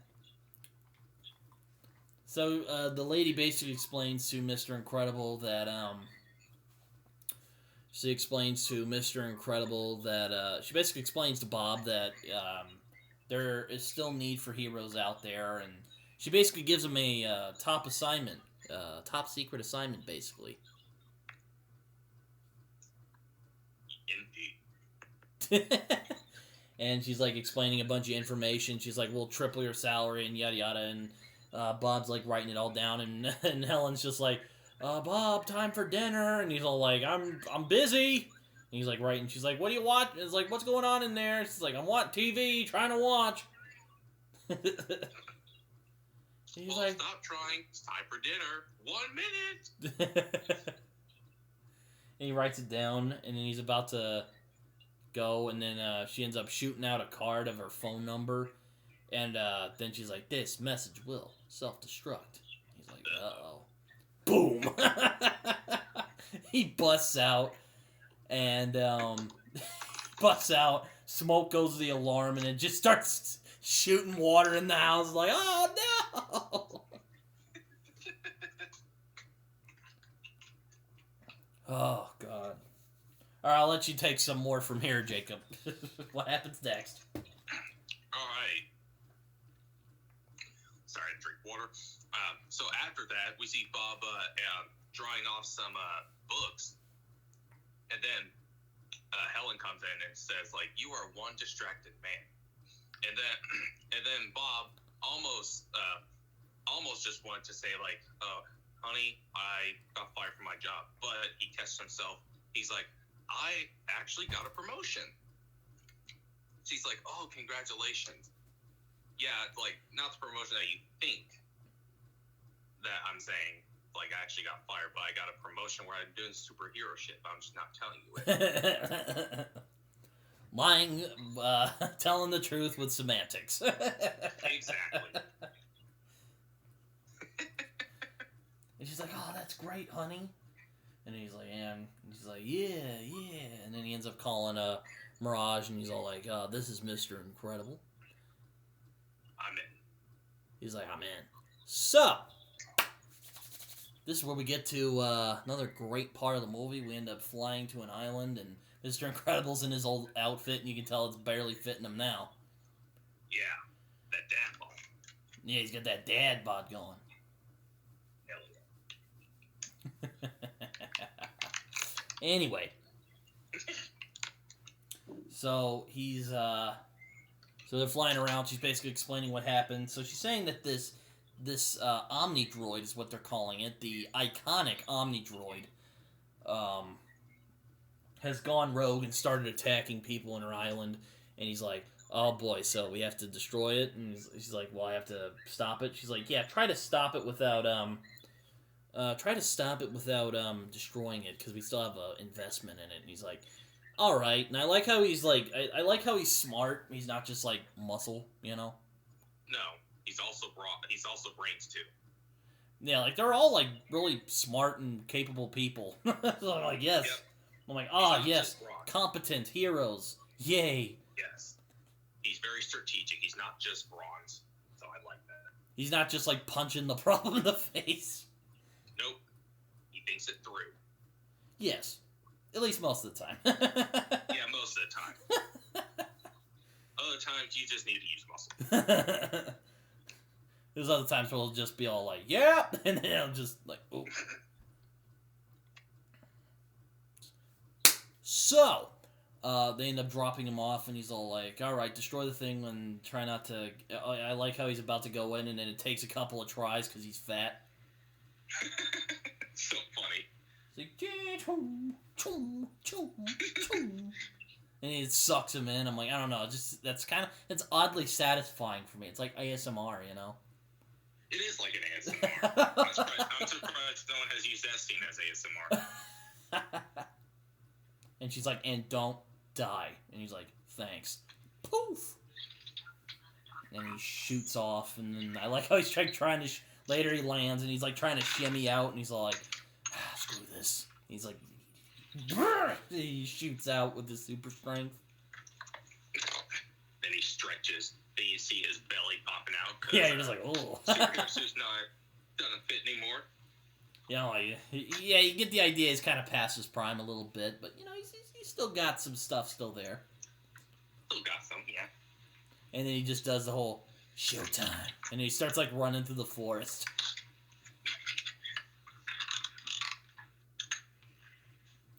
And after a while of running, we see him end up finding some stuff that's been clawed, and then we meet one of the most terrifying villains of my childhood, the Omnidroid, or the robot octopus, I like to call it when I was a kid. Look, it's scary as hell. What do you think of the Omnidroid, Jacob? One of the coolest yet scariest looking robots I've ever seen on film. And I don't know why, but every time, like, when I first watched it, I was not like, I bet they took this idea from Dr. Octopus from Spider-Man 2, and they came out in the same year. At least I thought that anyway. I don't know if that was Brad Bird's intention, but that's what I thought. But the Omnidroid, oh boy, it's cool looking, but man, it's scary. Still to this day. Oh yeah, I mean it's simple but threatening. Oh yes, she mentioned. Oh yes, I should keep. Oh yes, I almost forgot to mention this. It's a learning robot, so don't as long as you fight, it will learn what your fighting moves are. And he's like, okay. So you know that was the scene from earlier. So then he meets the Omnidroid. I like this thing. It has a very simple design, but it's also scary. This thing is. It's intense, and I love this first fight scene. Oh, yes. This fight scene is fucking awesome. Oh, my God. I mean, what is there to talk about, Jacob? There's so much, you know? Oh, there's so much. Everything from Giacchino's intense music here and the intensity of this scene. It's just, whoo. He punches it, he smiles for a second thinking he's knocked it out, and then it just gets up and just starts going towards him. You're just like, fuck me, this is intense. Like, oh man, this bot's smarter than I thought. I gotta put my brains to the max. What do you think about... one of the things I texted you last night, I'm like, damn, he's really agile and fast still, even though he's, like, tubby now. I'm like, you think it's the superpowers? It is definitely superpowered, because if he were just a normal guy, he'd be dead. Oh yeah, he'd be dead. Alright, he'd be mush. And then Mirage would be like, I think we got the wrong guy. No, he's the right guy. But no, this is the right guy. And he's like running around, and he's I love how fast he runs, even though he's fat, and the robot's just rolling after him. Oh my god, this is just so much to talk about here. Oh, yeah. The music, the intense, just, like, ambient noises, the robot is just... It's not, like... There's nothing, like, human about it. It's just, like, throwing shit at him. Like, this thing is literally the perfect killing machine. Literally it is. Well, okay. Maybe not perfect, but it is a killing machine, though. Close to, yeah. And it's like throwing rocks at it, and he's throwing rocks, and it throws rocks at him, and they go into a volcano. A volcano? Ooh, oh my! It's gonna get more intense. Even more intense. He ends up breaking it, and he ends up throwing the, and then after a moment, he's like fighting, and he ends up throwing it into the lava. And then one of your favorite lines in the movie, Jacob. Oh, yes. After he throws him in the lava, he's like, ha, ha, ha, ha, ha, ow, oh, my back. He actually throws his back out. And then then the thing pops up out of the lava. It's like, oh, fuck. Like, oh, shit. First, you threw your back out, and now the robot is still there. He's still alive. He's like, uh-oh. So he starts, he's like, tries to go on a lava, and then it, like, picks him up and starts, like, stretching him. He's like, and he pops it, and it's like, oh my god. Can I just talk about the sex? Can I just talk about the sexiness of that of that track when he's defeating it? Oh, I love it. Oh my god, he's just like. This Dan is just invigorated. He gets under the robot and he starts like moving while it's moving, and he like pops it out, crawls in there, and then makes it destroy itself. You're just like, oh yes, give me more of that. Yes, freaking love it, and it shows that Mr. Incredible is not all just brawn. Oh yeah, I was about to say, yeah, that's a really clever idea too. Very. And then the birds watching him, and then a mysterious, shadowy man in the background's like, oh, most impressive. Or I forget exactly what he says. He says, surprising. Maybe invite him to dinner. And she's like, okay. And then and then his lair. Can I just talk about his secret lair? Oh, please on the island? It is freaking awesome. I love it. I love that secret. I love that island. I love that secret lair that he has under a volcano. He has a volcano entrance. Ooh, that's a secret lair right there. Oh my god, that is the daddy of all secret lairs. Lex Luthor, nothing compared to this guy. Let me tell you. Nope, look like a little fish compared to this secret lair. Like for real.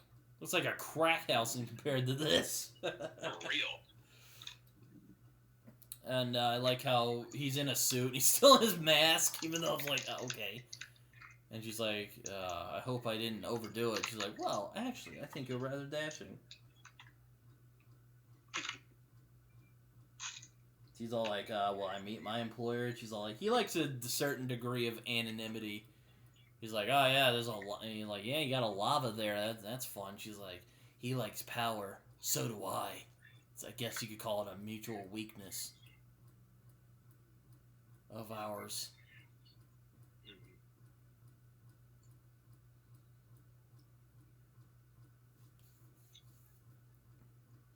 So, Jacob, what happens next after this?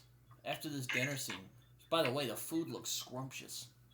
It does. Especially lava. Oh. Like, ooh. So after that, we get a montage. Oh, one of my favorite scenes. Oh, mine too. Oh boy. So we get a montage. Mr. Incredible just living life because he's back in action. He's doing what he wants to do, and on top of that, he's now being there for his family. He's super happy, and he's also getting back into superhero shape.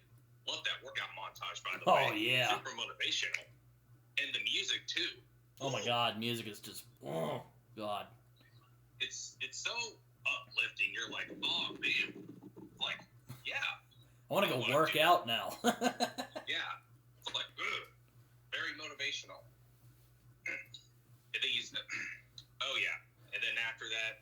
I like how he's lifting the train, and then, like, he hears a train coming, and he gets up, and then he just, like, waves it up. He's like, oh, hey, just, running, not, lifting up a train.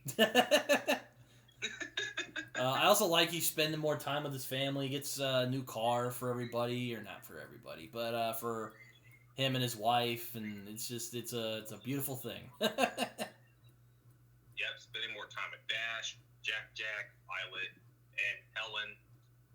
Yeah, and I love how he lifts up the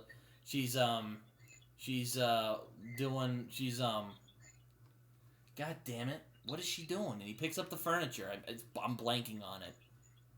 Yeah, he picks up the furniture while he's reading a magazine. Yeah, and what's Helen doing? Just vacuuming. Vacuuming. Thank you. I'm like, I was blanking on it for a second. I'm like, what?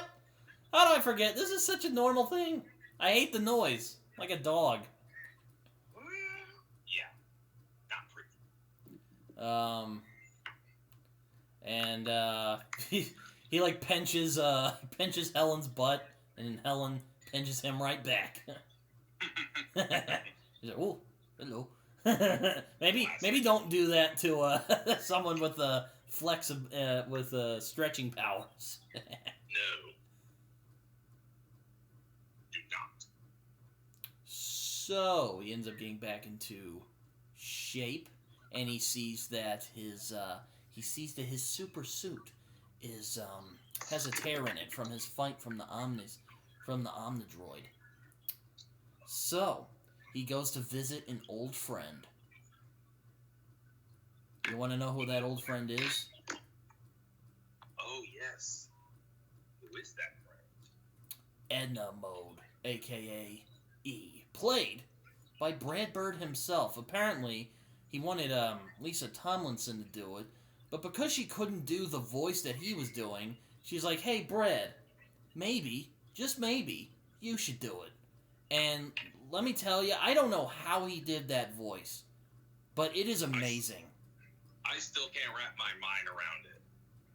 Like, Brad Bird voiced Edna Mode. Like, how did that voice come out of Brad Bird's mouth? I have no idea, but amazing job, Brad Bird. Oh my God, yes. Pat yourself on the back, sir. Please do. And we end up meeting Edna Mode. He sees him pull up to the house. He's like, hey. He's like, hey, hey, every appointment should be made by appointment. Every visit should be made by appointment. And she starts like whacking him. And he's like, yeah, go pick up or what does she say? I forget. Or go check a system or something. And she's all like, oh yeah. Who are you? What do you want? And he just like, and he like shifts his glasses and he's all like, my God, you've gotten fat. And she's like, come in, come. And he opens the door. My God, you've gotten fat. I love it. And she ends up explaining. We end up learning that she used to make all the suits for the superheroes, but since that's gone out of style, she's gone into just regular old fashioned. But you know, a lot like Bob, it's not scratching the itch like it used to. No. Too old school. She's all like, they're a bunch of prima donnas. They're all in for themselves. I used to make suits for gods. It's funny because Edna kind of looks like my grandmother. Oh yeah, you told me. Not her voice, but just the hairstyle and just her general appearance. It looks a lot like my grandmother's taller than Edna. Brad Bird, I guess, really likes short people. I don't know. But, apparently. Yeah, Edna's the breakout character in this movie. She's become a fan favorite. And for good reason. Oh yeah, she's awesome. And she basically is telling.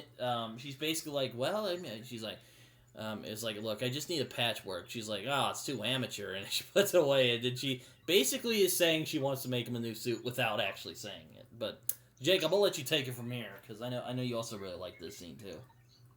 Oh yes. So Mr. Incredible. So Edna, as Britton said, is saying that she wants to make a suit without saying it. Mr. Incredible still asks, like, "Are you saying you want to make me a new suit?" He's like, and Edna's like, "No. And then she starts to write out some notes, and then she says, "It will be iconic, heroic." And then Mr. Incredible says, like, "Oh, we should do something like Dyna Guy. Oh, the cape and everything." And then we get another iconic line.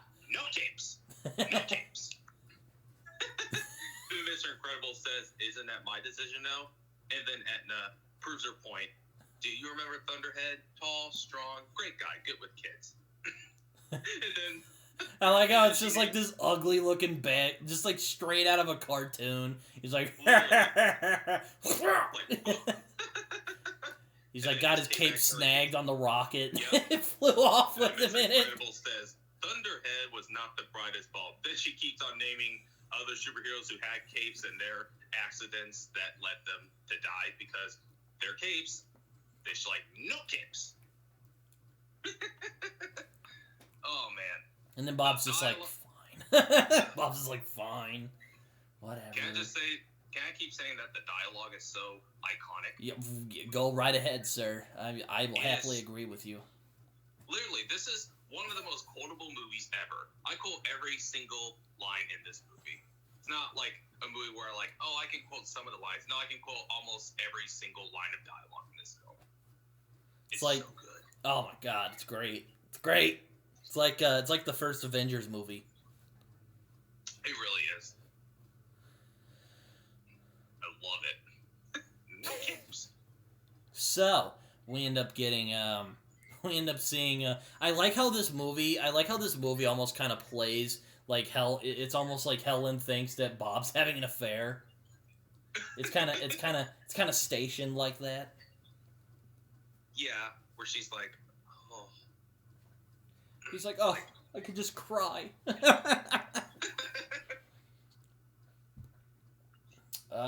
But then he's like, she gets like a phone call. He's like, okay, honey, I'll get it. It's like it's almost exactly framed like he's having an affair, and she's calling him. No way, I'll get it. Don't get it, I will.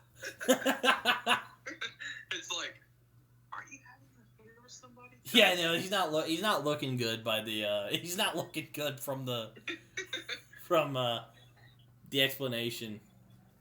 That totally flew over my head. Yeah, I know, it flew over my head when I was a kid too. I just was like, oh, he just doesn't want her learning about the superhero stuff. And I mean, yeah, that's the case, but it's also framed a lot like that as well. Oh yeah.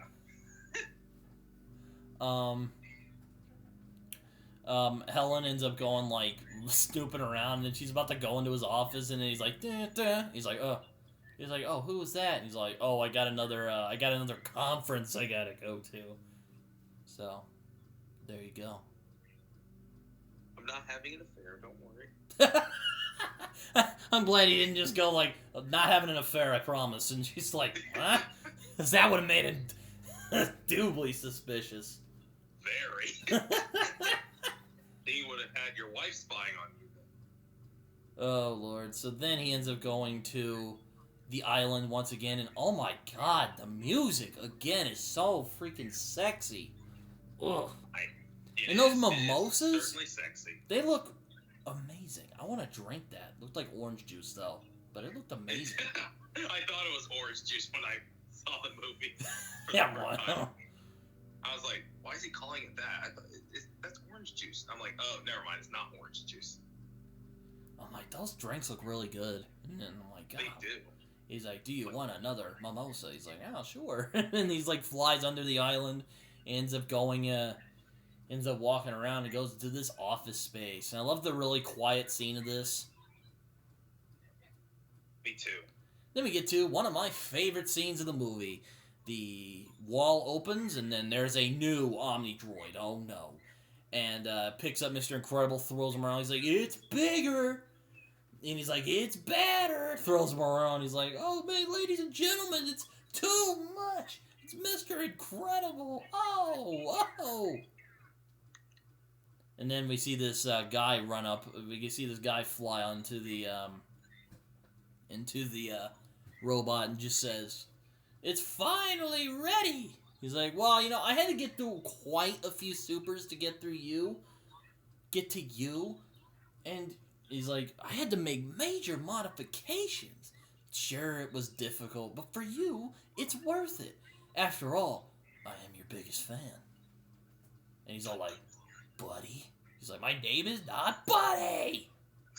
It's not Incredible either. One of my favorite villain reveals of all time. Can I just say that as well? Oh, it's fucking good. No, what do you think? What do you think of this? Oh, one of the best villain reveals ever, and one of the biggest surprise when he says, "I am your biggest fan." It's Buddy, his number one fan, his former number one fan, until he becomes a villain. So it turns out that Syndrome was so salty about Very. He was so salty about Mr. Incredible. Actually, I'll probably say that later. I'll save that for later. But he's kind of mad at Mr. Incredible for not taking him on as his ward. And even though Mr. Incredible I used to kind of think, wow, Mr. Incredible, great job. You just totally made that guy into a villain, even though he's by being a dick. And then later on, you're just like, Yeah, he probably was just trying to not get him into trouble. Yeah. He's like, I appreciate it, but you're still a kid. I don't want you to die. Yeah. But I guess Buddy is just not mature enough to know that for whatever reason. No. Like, oh boy. He's all like... I like how he's all like, I learned a valuable lesson that day. Can't rely on anyone, especially your heroes. And he's all like, look, I'm sorry I treated you. He's like, it was wrong to treat you that way. I'm sorry. He's like, oh, yeah. He's like, I'm like, oh, now you respect me because I'm a threat. And then he starts monologuing, and Mr. Incredible's like, oh, okay, he's monologuing. I'm gonna get over here and throw a tree at him. And he's explaining his master stroke. And Mr. Incredible tries to throw a tree at him, dodges it, and then he shoots him with this another just cool thing. He just shoots him with like a I forget what it is, zero gravity thing. Oh yes. He's like, you sly dog, you got me monologuing. I can't believe it. And he's like, just shoots me. He's like, oh, he's like, cool, huh? He's like, zero gravity. He's like, oh, I keep the best inventions myself.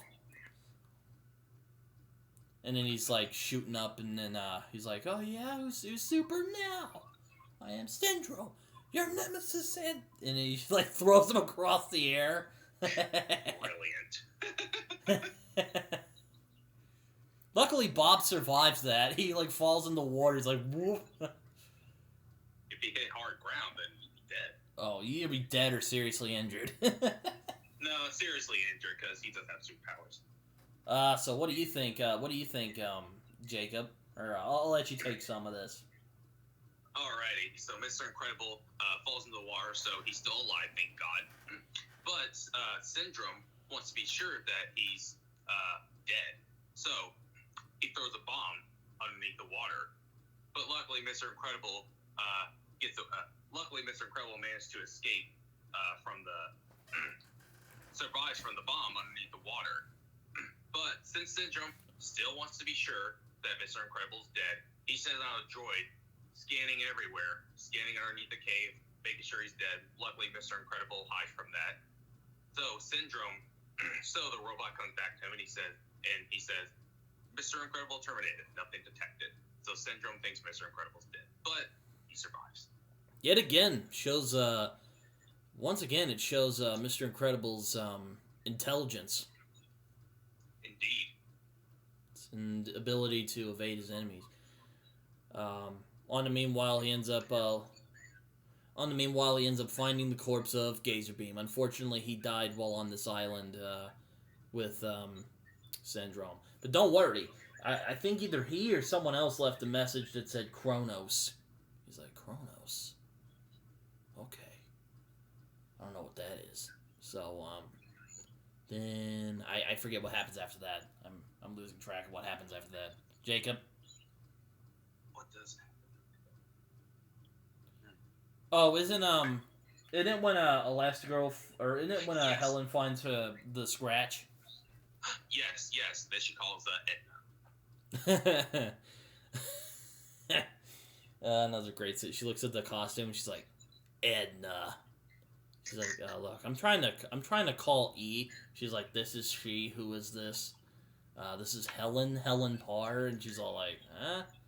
She's like, Elastigirl. He's like, darling, it's been so long since we've caught up. He's like, yeah, it's good to hear you too. Yeah, did Bob call you the other day? And she's like, well, why don't you come down in like an hour?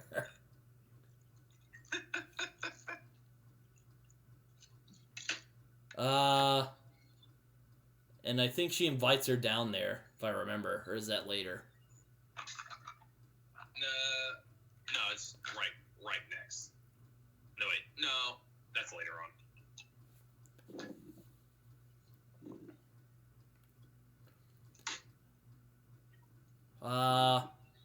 After that, I think that's when Bob is stealthing around.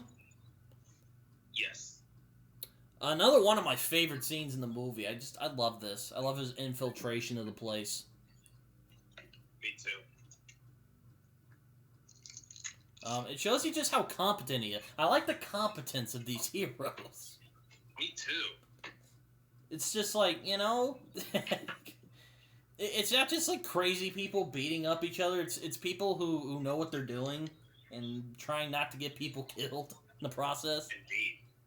Indeed. And Bob ends up throwing some guys out. I love how he tears the ship apart and throws it, and they're like, "Oh!" He probably killed those guys. Threw a rock at some other guy to distract everyone else, and then he's trying to open it, and then it accidentally opens on his own. He ends up getting out, going in, and it's great. I love this infiltration. What do you think of the infiltration scene? Oh, I fucking love it. Oh, it's so good. I love it. And he ends up going into the volcano place, which is like, it's, again, just fucking awesome. And which is fucking awesome. And he ends up going inside, and he ends up sneaking inside. And then that's where we get to Helen visiting Edna. Yes. So Edna comes in, she's like, it's been good to see you. And he's like, it's good to see you too. And they're talking, and she's like, yeah, I just want to know what you were doing with Bob. And she's all like, wow. She basically explains how she was fixing his costume, but she couldn't help her. She was helping Bob, but she couldn't help herself, so she made more suits for her and the children. Yay! So, like I couldn't help myself. It's what I do. She's like, I could not help myself. I had to make more. And she's like, oh god. And she ends up going in, and it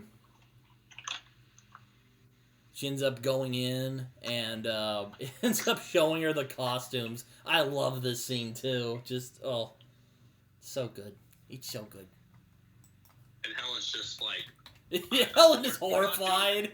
like, what's going on? Like, we're done with the superhero stuff. So why did you make us costumes? She's like, Bob is retired. I'm retired. We're underground. What do you think this is?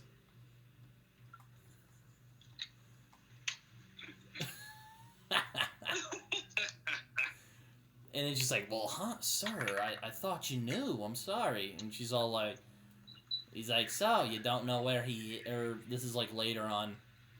So in the meanwhile, while this is happening, Bob ends up going into the lava place, which, by the way, it's, again, just so freaking cool. Fucking awesome. And he's about to, like, he picks up, like, I don't know what you call him. It's like the thing on Easter Island. He's about to, like, push it into the volcano, but then it opens and Mirage comes out, and he's like, oh, okay. So then he ends up,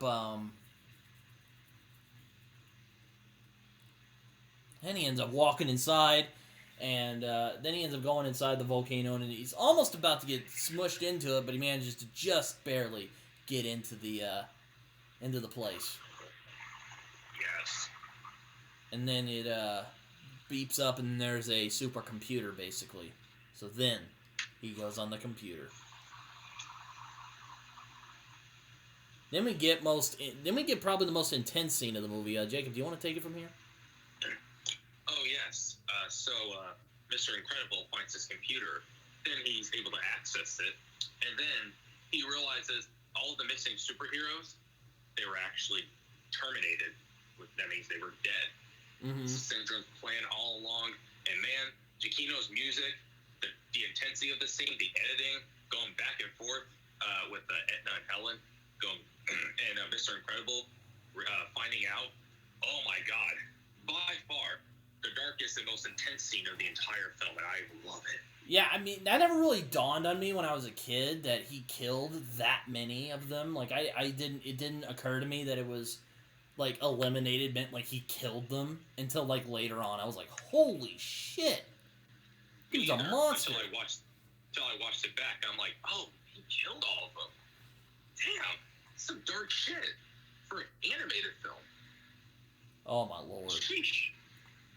Like, kudos to you, Brad Bird. Not bad, Brad. Not bad, Brad Bird. Not bad at all. Nope, not bad at all. He's about to check. He ends up checking to see if Frozone is alright and says his location is known. Looks up Elastigirl. Her location is unknown. So he's like, oh, thank God on that. Yeah. Oof. And then on the meanwhile, Helen is calling about Bob. Realizes he got fired. Then she's like, so, you don't know where he is? Do you want to find out? And she gives him a homing beacon. So she ends up saying, do you want to know where he is? And she's like, then she ends up accidentally setting off a homing beacon. Yay. Oh boy.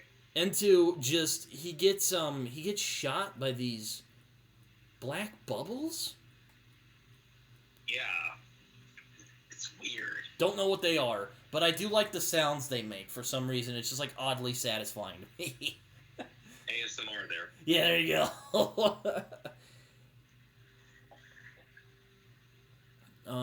But Bob ends up getting captured.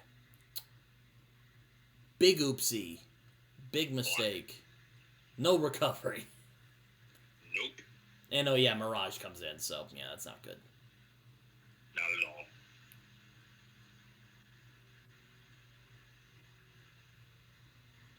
So, on the meanwhile, Helen ends up getting the suits for her and the children and brings it over to brings it back to her house, and she's just not sure what to do, and she's packing up so she can go see what Bob is up to, basically. Mm-hmm. And she looks around, and and then Dash, of course, is like, "Hey, what's that? Oh, did you get his new suits?" And new suits. And then he ends up zipping out with his, and then she's all like, and she's like, "Oh, what's this?" And then he's like, "Get out of here now." And then she's like, Dash, you get back here this moment.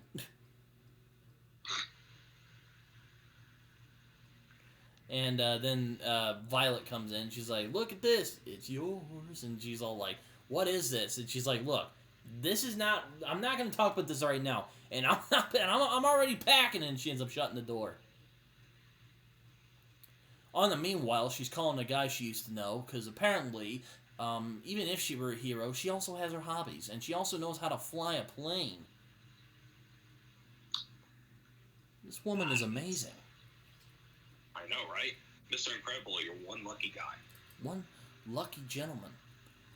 Indeed. And I like when she says, "Snug, I need a favor from you. You got a plane for me?" And he's all like, "Let me think." And then we get the freaking booming score. It's almost Williams-esque at points. Honestly, it really is. Like, because Williams like to go big and loud, but in this scene, big and loud almost sounds like John Williams. So Giacchino, man, whew. Kudos to you. Got some big shoes right there. That's some big shoes right there. You know, the other day I was on Facebook and I was promoting our ET episode, and one of my friends was like, "I'm not a big fan of John Williams." I was like, "Blasphemy!" It's like, you're wrong. Blasphemy. I was like, I respect your opinion, but I think you're wrong. So yeah, sorry. Sorry, not sorry. Oh dear. So I love how she talks to herself. She's like, "Easy, girl, easy. They're probably just having coffee. Yeah, that's it." And then she's like, going to change into her costume, and then she ends up throwing her bag just onto the seat, and then someone goes, "Ow!" And it turns out that Violet and Dash have stowed away. Because of course. Yeah, why not?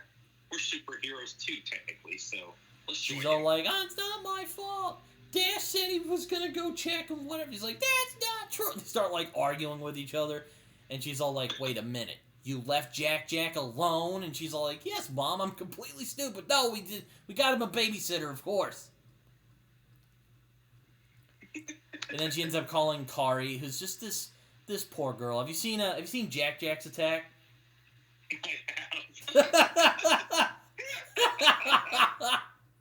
I I was about to say, have you seen that?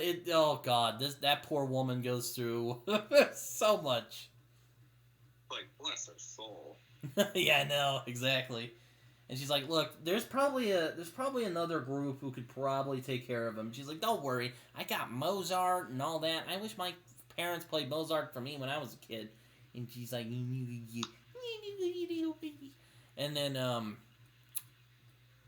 then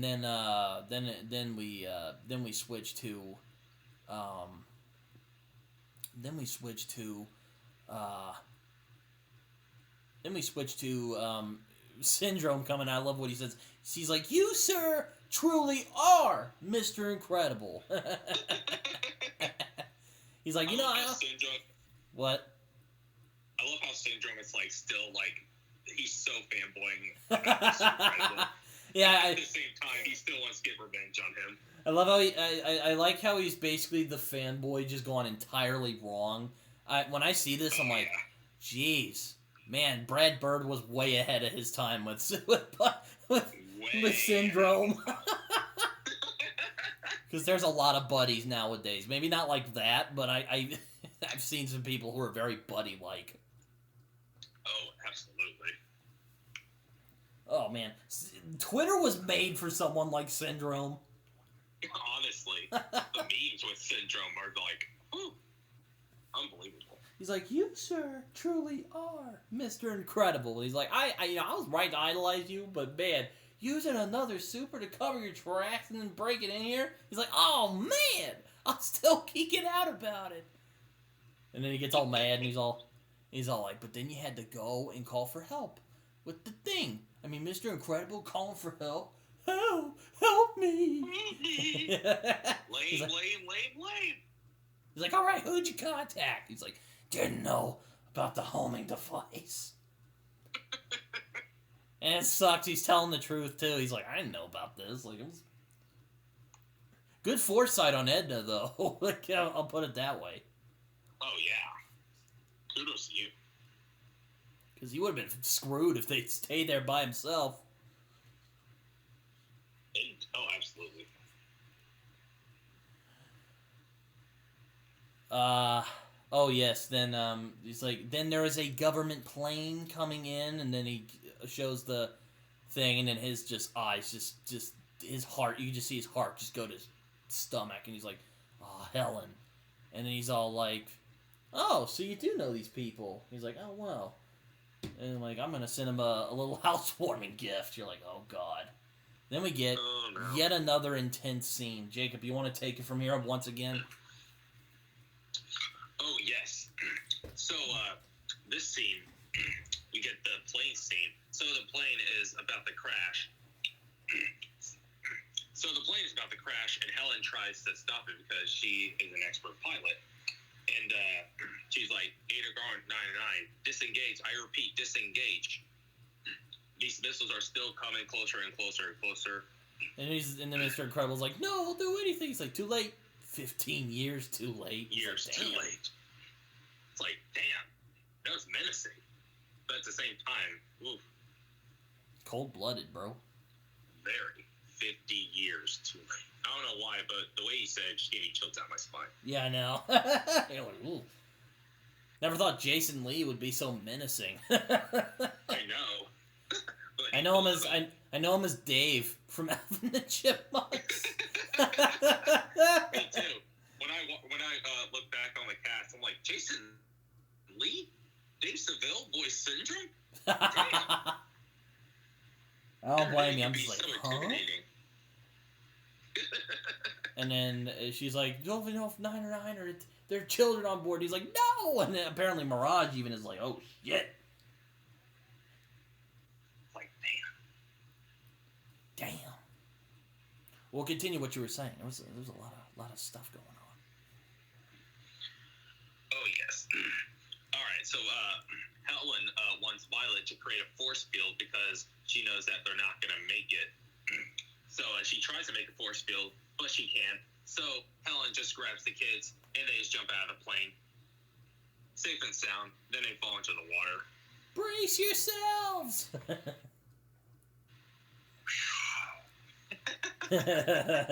So, everything seems to be okay, but then another thing comes down, explosion underneath the water. And then... I like how when they're going like, what are we gonna just, do? like, crying. I like how they're all like, what are we gonna do? We're dead! We're dead! And she like shoots water at him. She's like, we are not gonna die. Now both of you get a grip or I'm gonna ground you for a month. You understand? Like, damn, alright. Yeah, I'm like, okay. Like, okay. I love how she like goes and shoots for where the rocket came from. She's like, I think it's coming from there, so let's go. And she's like, well, what are we gonna do? And she's like, I need you guys to trust me. And then she does and then it's Dash. His feet are the motor, and and Helen is the boat. She contorts her body into a boat. She's like Plastic Man now. It's literally freaking awesome music too, by the way. Oh, I can't even with the music. It's so good. Oh yes, I love then we get to Mr. Incredible just sitting. He's just devastated, thinking his family just got blown up. He's like, and she's all like, he's all like, it's a hit. The plane got hit. No survivors as far as we're aware. He's like, oh, you'll get over it. I'm like, don't I remember you saying you used to work alone? And he starts like laughing. Pisses Mr. Incredible off, and then he picks he picks Mirage up because he was about to grab Syndrome, but she pushes him out of the way. I don't know why. Yeah. But then ends up grabbing her, and he's like, "Release me now!" And he's like, "Or what?" Or what? He's like, "Oh, crush her." So like, damn, dude, that's kind of dark for you. I know. But Cedric's like, yeah, go ahead. Yeah, no, he's just like, yeah, go right ahead, man. I'm just chilling. And he's like, it'll be easy, like breaking a toothpick. He's like, oh yeah, show me. And then she's like, and then they have a stare down, and then Mr. Incredible just drops her, and he's done with it. And she's like, oh man, even when you have nothing left to lose, he's like, you're weak, and I've outgrown you. And of course, she feels pretty bad about the whole thing. Mirage ends up feeling bad about it. She does. Even though she helped kill like a bunch of superheroes, when it comes to children and family, that's where she draws the line, I guess. Yeah. Oh man, that's dark. Yeah, that's probably the darkest scene of the movie. Like sheesh. Damn, That boy. flew over my head. Like, that's another thing I didn't think about as a kid, like, when his boss is getting onto him, like, I didn't really think much about it when I was a kid, but when I saw it, like, older, I was like, oh, damn, really going for it, huh?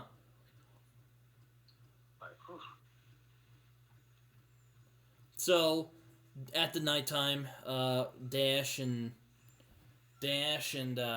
Helen and Violet end up arriving at the island, and they're just exhausted because they've put everything into getting over there. And he's all like, I'm proud of you, kid.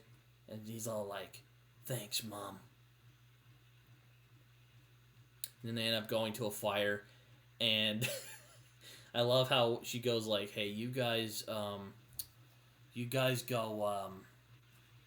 she's like, alright, you guys are gonna chill here.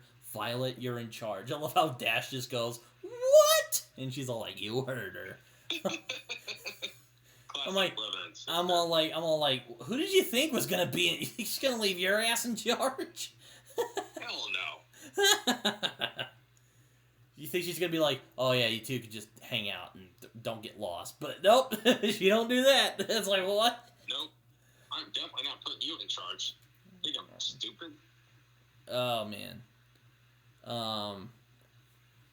So she ends up going. Then she starts doing her infiltration, and she manages to do just as good of a job as Mr. Incredible did, I have to say.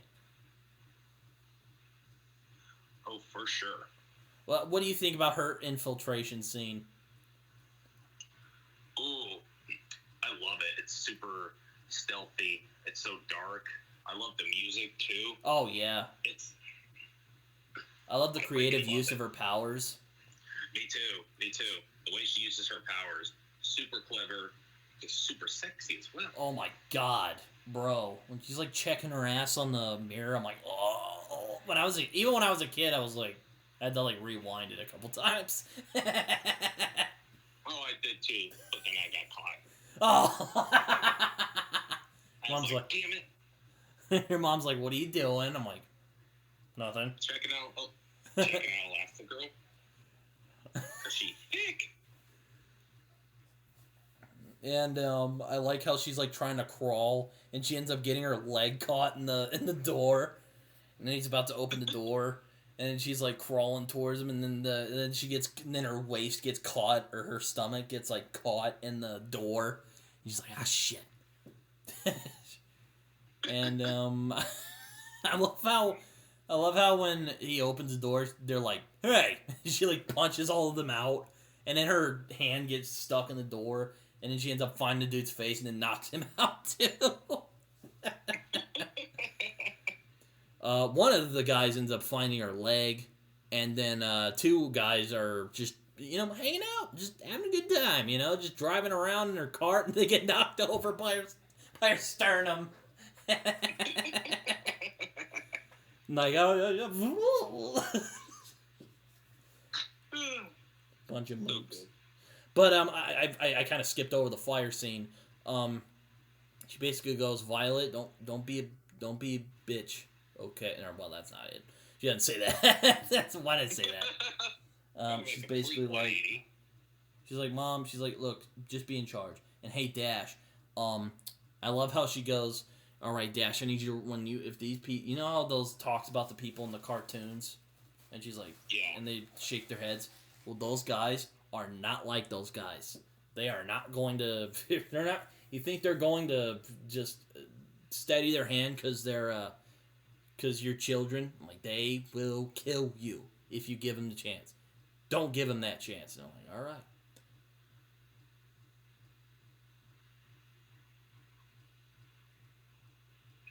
I love how she's just straight up honest with them. Like, they will kill you instead of like, they'll kind of hurt you, so just watch. It's like, no, they'll kill you. Yeah. And she's like, I want you to run as fast as you can. As fast as I can. As fast as you can. Like, I like how it's like, aw. Like, he still has his childlike wonder, even though they almost died. I love it. Childhood. A beautiful thing. Indeed. So, after that, she ends up about to run off, and then she's like, Mom? She's like, sorry, I didn't do the thing. She's like, look, it's okay, but you have more power than you realize, and learn how to use it, and then she ends up running off, which is actually a good message. I like The Incredibles for the same reason I like Spider-Man. It's just like, these are just regular people who just somehow manage to get powers. Literally. Like, outside of their superpowers and their superhero lives, they're just normal people, everyday lives. Who just want to help people. And, I tend to like the more relatable heroes, even if they have superpowers. Just people who just they're just regular people, even though they just so happen to have superpowers in the process. Yeah, indeed. But yes, I enjoy it. I enjoy it quite a bit. And so then we get to the scene, and back to what I was saying. So she gets stuck. Those two mooks end up getting knocked off by her sternum. And one of the guys ends up pointing her gun, just like taps her leg. Well, I guess that does not sit well with her, because she ends up kicking him in the face, and he's like shooting all over the place. Oof, looking bad. It was bad. I'll just put it that way. Very. Like, whew. Terrible. Anyway, so she ends up tricking them into opening. The thing, and she ends up knocking out everybody else, and then she ends up opening the door and freeing herself. So there's the end of that. So on the meanwhile,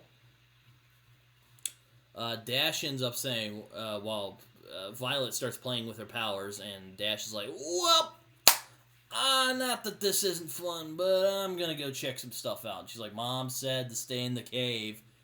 And she's all like, I'm not gonna leave the cave. Sheesh.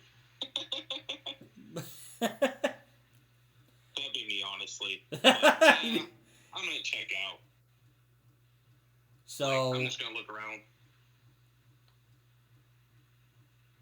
So yes. Oh jeez. Oh. Excuse me.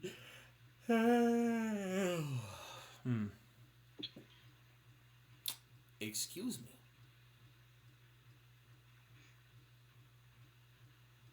So, am I missing anything, Jacob? Nope. So far, no. I'll let you take it a little bit from here, for real quick. All right. So Dash decides to look around, and he gets to the very end of the cave, and then, as a young boy would, he yells, "Cool!" Hears echo. Then he does it again, "Cool!" And then realize that was a mistake, because then this big explosion comes through. And then Dash runs, and he's like, Violet! And Violet's like, what did you do? And then they run out of the cave. They miss the escape from the explosion. Oh yes, they shoot off the robot, and as we learned earlier, Syndrome's plan is to send a robot into the city, but he doesn't fully explain his plan until later. Mm-hmm.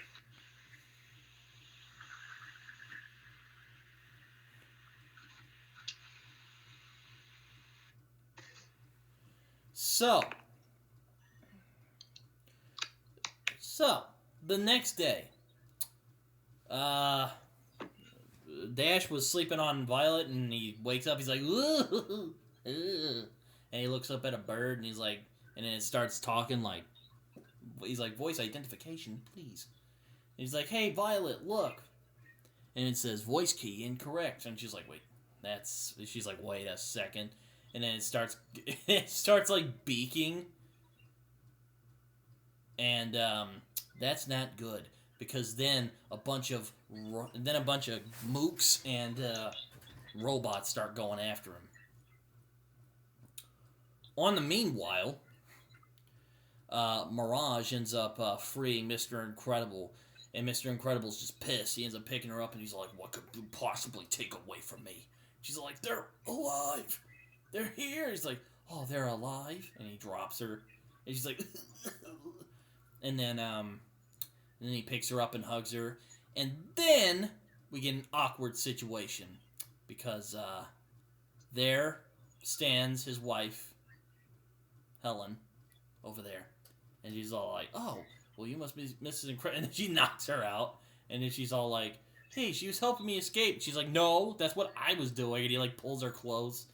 And she's like, let go of me. Let go of me, you creep. And then he kisses her. And he's all like, how could I betray the most beautiful woman? Oh, were you referring to me now?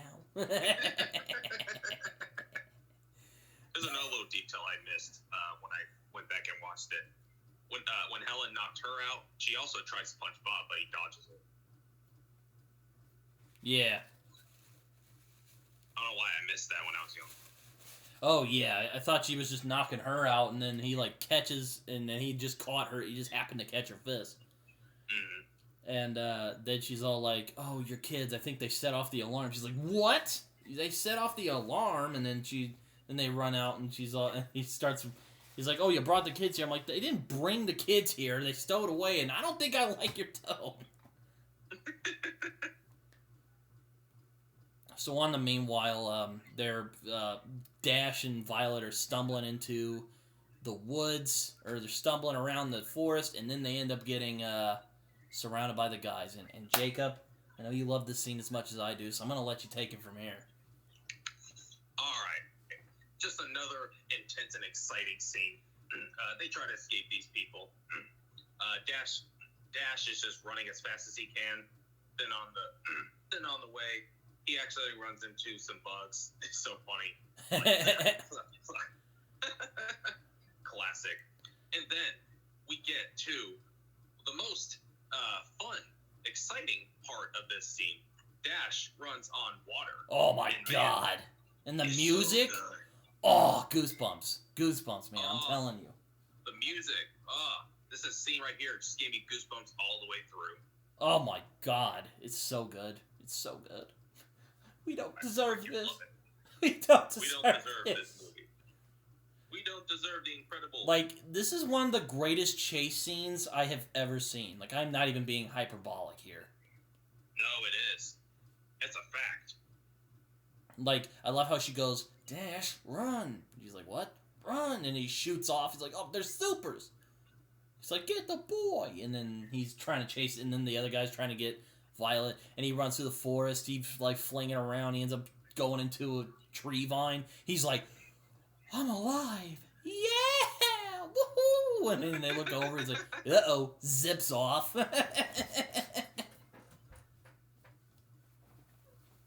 And then he goes... Here's one thing I don't get about it. When he yells, they're supers, like, wouldn't you think that you would know they were supers because they're wearing superhero suits? You know, yeah, yeah, I guess you could say that's kind of a nitpick, suppose, but I don't know, I guess... Points off it, but I just find it funny. It's like, they were wearing superhero suits. You could have known they were supers before. Yeah, no, I guess maybe they just weren't expecting supers. The kids, anyway, to be supers. Probably, yeah. But I just found that funny. It's like when the guys just scream police officers. You're just like, what? What are they saying? Police officer? Like, who just yells that out loud? Yeah, I'm just gonna go on a tangent here. Who says that? Yeah. I'll talk to my friend Bradley. I'm like, have you ever heard anyone ever say just police officer? Just yell it while they're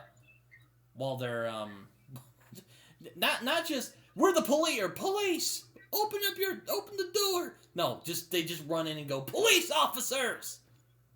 Yep. It's like I don't know if that's common, but I just had the way they say it. It's hilarious. But anyways, this chase scene is just beautiful. It is. He like flings from a tree, and he goes on these like flying saucers, and they're like shooting at him. He runs on water. This is awesome. I love this. I love it so much.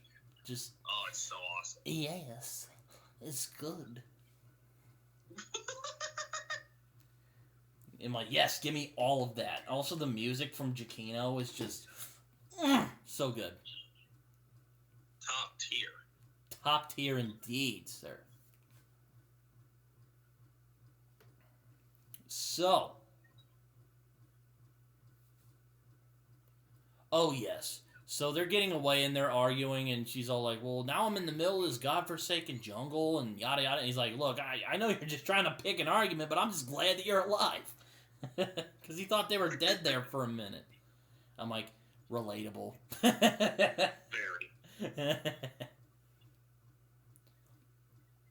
So, on the meme, after after Dash gets away from his attackers, they basically blew them all up. He ends up, the guy's trying to find Violet. He's like, you can't hide from me, and he ends up hitting her with a branch, and he's trying shooting at her, but she disappears and jumps in the water, and then he shoots his gun at her, even though, this is kind of a fun fact for you all. If you shoot into the water, the bullets will stop once they enter the water. So, shooting at her in the water would be meaningless. So, actually, or maybe I could just say, good plan from you, Violet, because, when you shoot at things underwater, the bullets will stop once they hit the water. So very There's a really well-known goof in Saving Private Ryan where two of the guys get shot underwater, even though physically that would not be possible. So there you go. Little fun fact for the day. Fun fact for the day. I love how Dash just jumps in, just starts beating the crap out of this guy. He's like, "You don't touch my sister!" Like, yeah, boy, I respect this. Respect. Not that I encourage violence against people, but hey, defending your siblings, good thing going. You got a good thing going. Violence served right. No, okay. So, I think he gets knocked out, and then before he can shoot Dash, Violet jumps in the way and creates a force field. Oh my god. Like, she was able to do it now. She's like, "What are you doing?" He's like, "I don't know. Whatever you do, don't stop." And he starts, like, running. And they end up running over. In the meanwhile, they're looking for their kids, and then the kids end up running him over. He's like, "Oh!" He's like, "Mom, Dad, what are you doing?" And they drop off, and they're like, "Oh, thank God, you're all right." He's like, "We were so worried about you," and then they end up getting the saucers end up catching up with them, and oh boy, do we get another great fight scene! Just they're pounding you with them, and I love it. Oh, I love it. They're just it's beautiful. Like they end up blowing some stuff up, and they're like, "Yeah," and they're like, "Oh, I love you," and they're like, "Oh, okay." And then the flying saucers end up showing up. Mr. Incredible punches one down, destroys it. Helen pulls out a guy, beats him up, and then just like Violet's getting ganged up by two guys, and Helen shows up and kicks both of them with their stretchy powers, and the music is just booming. Ugh. It's greatness. It's greatness. Oh my god, yes. Oh, the music. Oh, the scene's fucking awesome. I know. And then afterwards, Syndrome is like, hey, time out! And then he's like, wait a second, matching outfits? He's like, oh no, Elastigirl? And he's like really amused by it, and he's like, oh, Elastigirl? You married Elastigirl? And got busy. And got busy. It's a whole family of supers. I just hit the jackpot. Oh, this is just too good. I love how he has like a country twang in his voice when he's like, oh, this is too good. Too good. Syndrome. Iconic. Oh man, I love about Syndrome, he's both fun and menacing at the same time. The perfect balance of both. Oh my god, and Jason Lee just plays him too. Just excellent. Phenomenal. I mean, if there was ever one role where he just killed it, it's this one. Oh yeah, you convinced me that Syndrome was very menacing. Like, you went from playing Dave Seville, and like, now you're playing Syndrome. Like, kudos to you, Jason Lee. Phenomenal. Not bad at all. On the meanwhile, the Omnidroid has managed to go back to their city and is now starting to cause havoc on the city and starting to destroy stuff. Yay. Anyway. Not really yay. But anyways.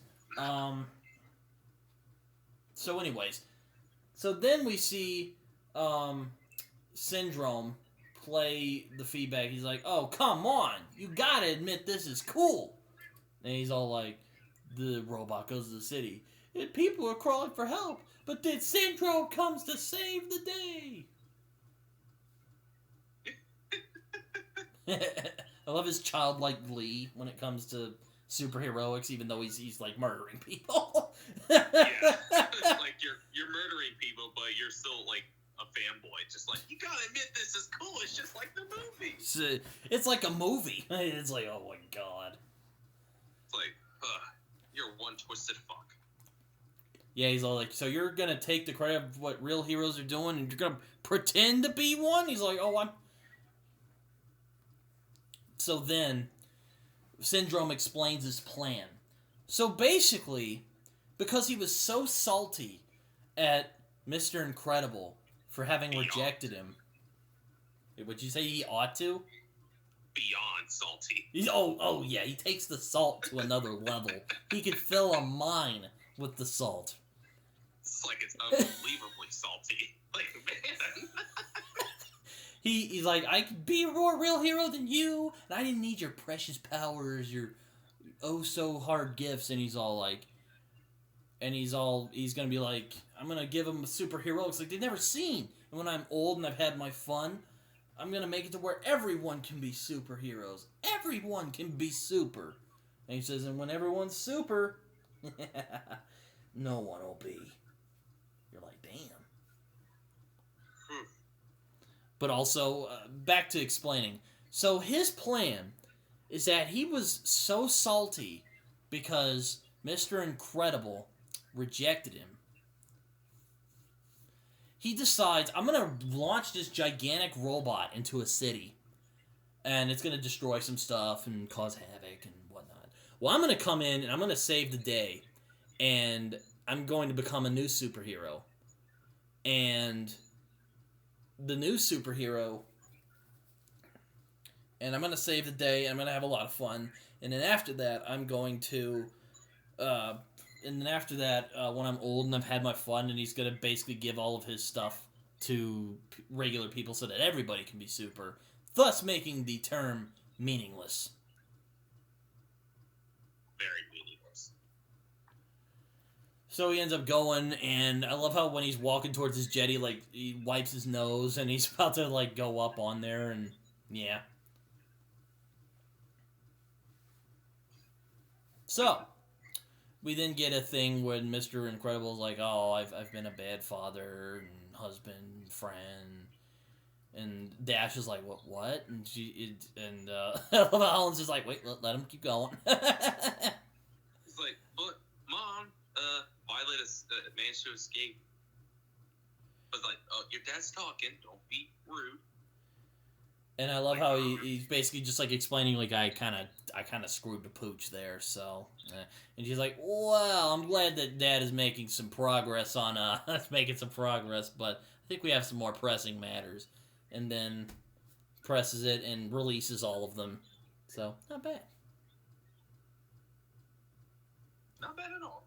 So they end up running around, and Mirage is not. So Mirage is kind of not happy with Syndrome right now, and she's given a little walk, and she ends up seeing that the Pars have escaped, so she's going to help them out, basically.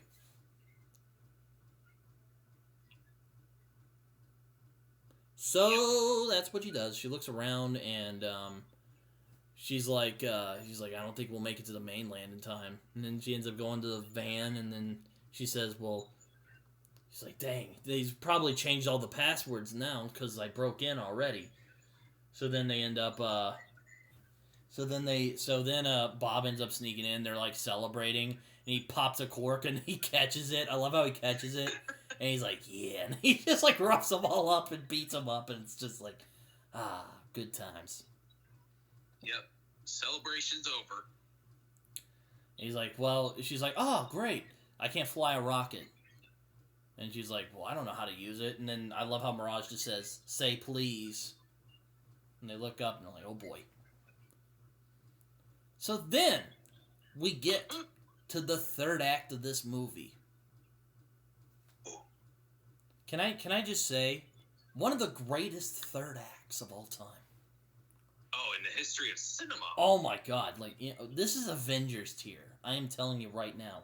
It is Avengers tier. I am not sorry for saying this. Oh, I'm not either. I agree. This is just great.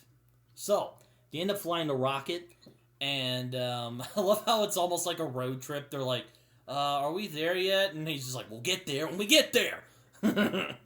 Opens a window. How you doing, honey? She's like, do I have to answer?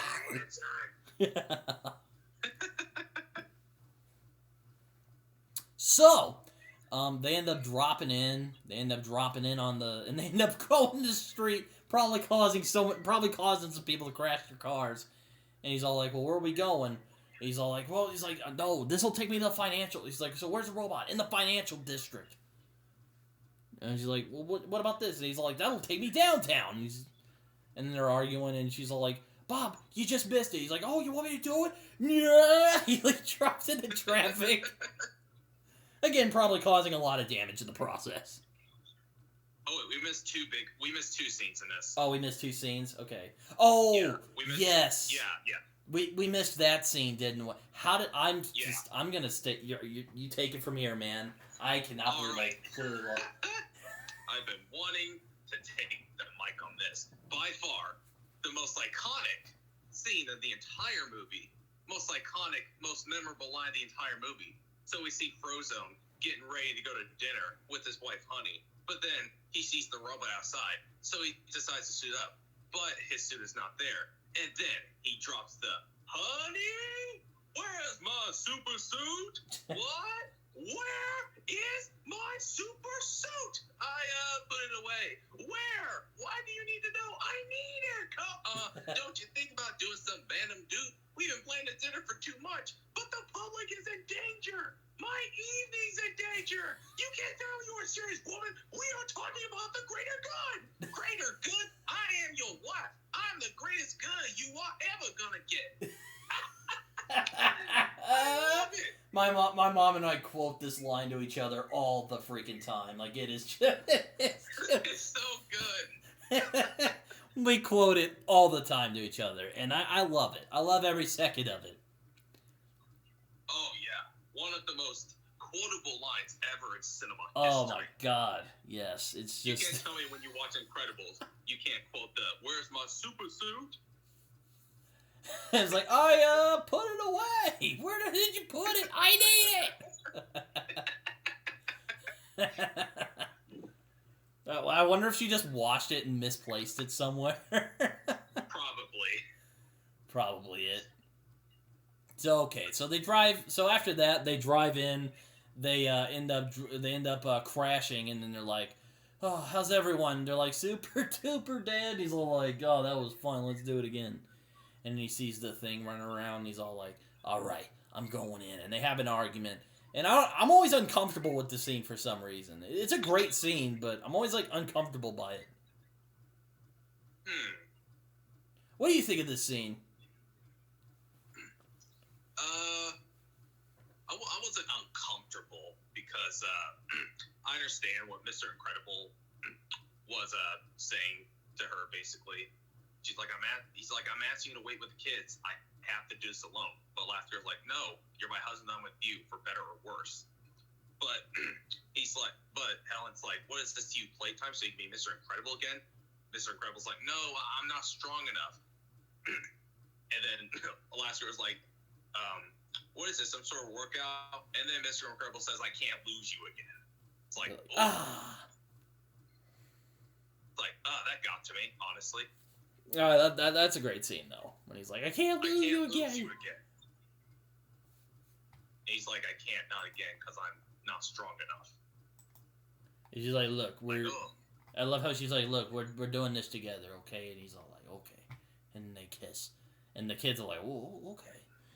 And then they're like, "Wow." And she's like, "Well, what are we going to do?" She's like, "Bro, we're superheroes. What's going to happen?"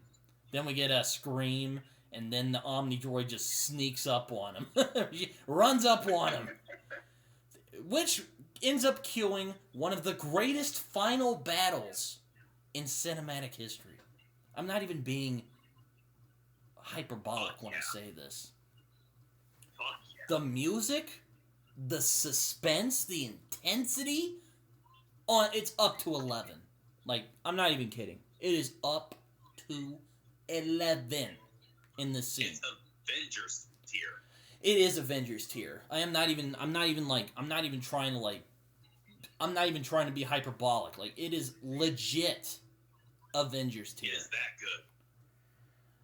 Violet goes, and smashes in, and then it's about to beat up on him, and then dang it. Oh, it's like it's trying to hit she makes a force field, tries to hit it, then it sits on her, and she's all like, Violet! And then it's about to, like, squash him, and then Mr. Incredible shows up, and he's like, Dad! He's like, yeah, go! And they start running off, and then he's about to, like, he's almost, like, about to lift it up, and he's so proud of himself, but then it, like, grabs him and just throws him into the building. It throws him into a building. And she's like, you kids go somewhere safe. She's like, what? I'm fine. And then she's like, honey, take out its gun. Or I think that's a little later. But... And then it's like crawling. Oh, I skipped over something. Meanwhile, I forgot to mention earlier, Syndrome showed up to try and stop the Omnidroid and make it look like he's saving the day. But he fails miserably. Very extremely miserably. I love how he barely even bothers to try and seem like it's a real fight. He's just like, oh yeah, he's like tapping his thing. He's like, and it falls off. It's like, oh, stand back, wink, wink. Oh, punch. Oh. It's like, yeah, I'm a superhero now. Look at me. Yeah, and then I can't even. I know. He's like, what? Sadly, though, it turns out he made his robot a little too well, because it ends up realizing, oh yeah, it's using that remote to control me, so I'm just gonna doink, take it off, and I'm gonna take it off, and then I'm gonna fling him around, and he just panics and then flies up to a building and knocks himself out. So, great job, bro. You blew it. So, okay. So back to the fight scene. So they end up fighting. He jumps on the thing and ends up crashing into the thing. And then Frozone shows up. He's like, Frozone, yeah! I love it. And they're looking around, and he gets this like pimp slapped. He's like, hey! And he's like, gets smacked. I don't know why I always like it when he said, hey. He gets hit. Like, it's my homie. It's my bro. Yeah, I know. I love that they're bros. Oh, yeah. I also love when he picks up the remote, and he looks up, and he realizes what it is, and he just goes, Syndrome's remote! I always laugh every time I've watched it. Oh. Syndrome's remote! And I'm like, oh yeah, thanks for alerting the Omnidroid to that. And just picks him up. He's like, da, da, da, da. He's like trying to click buttons, and then it just falls to the ground. Yeah. And he's like, yeah. It's like, yeah, your father seems like he's doing well. I'm gonna go in there. You kids stay here. They're like, all right, fine. So then he gets like the remote, gets out of there, and then Dash is like, throw it. He's like, go hog. And he shoots it, and oh my god. Oh my lord. And he's like running across the water. Then Frozone shows up, and it's just, oh, it's so intense. Oh, I love it. You got any favorite moments from this just final battle? Oh man, too many favorite moments. But I do love that Frozone comes in. Oh, it's actually one of the coolest parts of the movie. So the robot comes in the water. Frozone freezes up the whole water to save Dash. That was actually yeah, that was awesome. I also love how Elastigirl. I also love how they're working as a team. Like Elastigirl puts out one of its guns with the water, whatever it's called. I can't remember. It's like the sewage opening or whatever. I like how it's almost like a bow and arrow, and she slings it at the thing and breaks it. They actually work very well as a team, it turns out. They do. Clever uses of their powers. Mm-hmm. Brad Bird he went all in, and also he used the advantages of animation too. Oh, honestly, I mean, as I said, it's a technically flawless movie. It's so good. So, now I'm lost. What happens after that? Oh yeah, Violet manages to get the remote. Oh, she's like, hey, I got the remote. And then he's like, and Bob finds one of the things he's screwing around with it, and then he starts, like, shooting it. And he ends up, he's like, what is this remote? And he's like, oh, it controls the robot? A remote that controls what? I'm like, the robot? I like how he asked that. He's like, what do you think it controls, dude? Yeah. The robot? Duh. What else does it control? It's not the TV remote. But you think it's just like a, oh what? I don't know what's funnier when he just goes, what does that control? Control what? The robot? Or when he just goes, Syndrome's remote! I think Syndrome's remote. I think that takes the cake for me. But the robot is a close second. Yeah. Oh my god. I also love the intensity of the final part of the scene where he's just like, all right, I'll go and distract it. And he's about to like shoot, like he's shooting ice at it. And he's all like, wait a minute, press that button again. And she's like, okay. And she's like waiting for it to come closer. She's like, guys, it's coming closer. She's like, what are you waiting for? I'm waiting for a close shot. You got one moment. You gotta take one shot. And he's like, okay. And then he's like, everybody duck. Yeah. And he lets go of it. And as he remembered from earlier, the thing can only destroy itself. So, he destroys it using itself. Fuck yeah. Like a boss. Hell yeah. Everything comes together.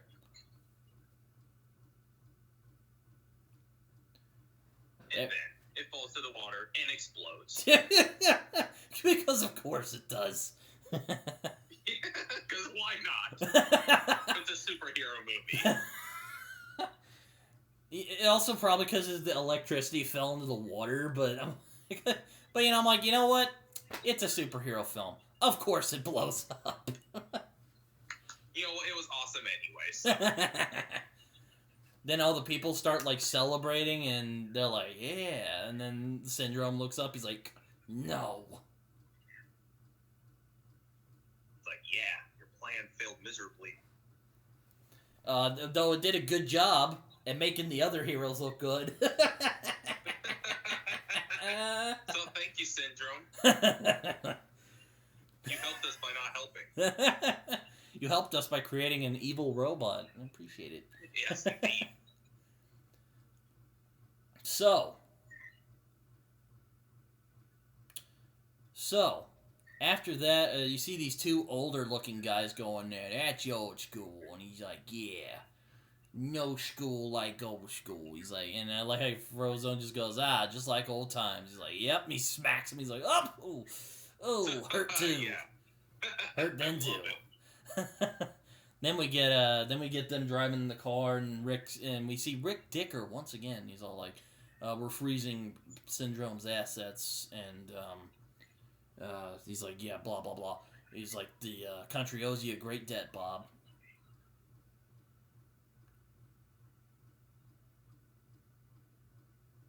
So, while everyone's processing everything that's happened, and Dash is just excited by everything, as a kid would. Oh, yeah. Even though he almost died. He's very excited. And,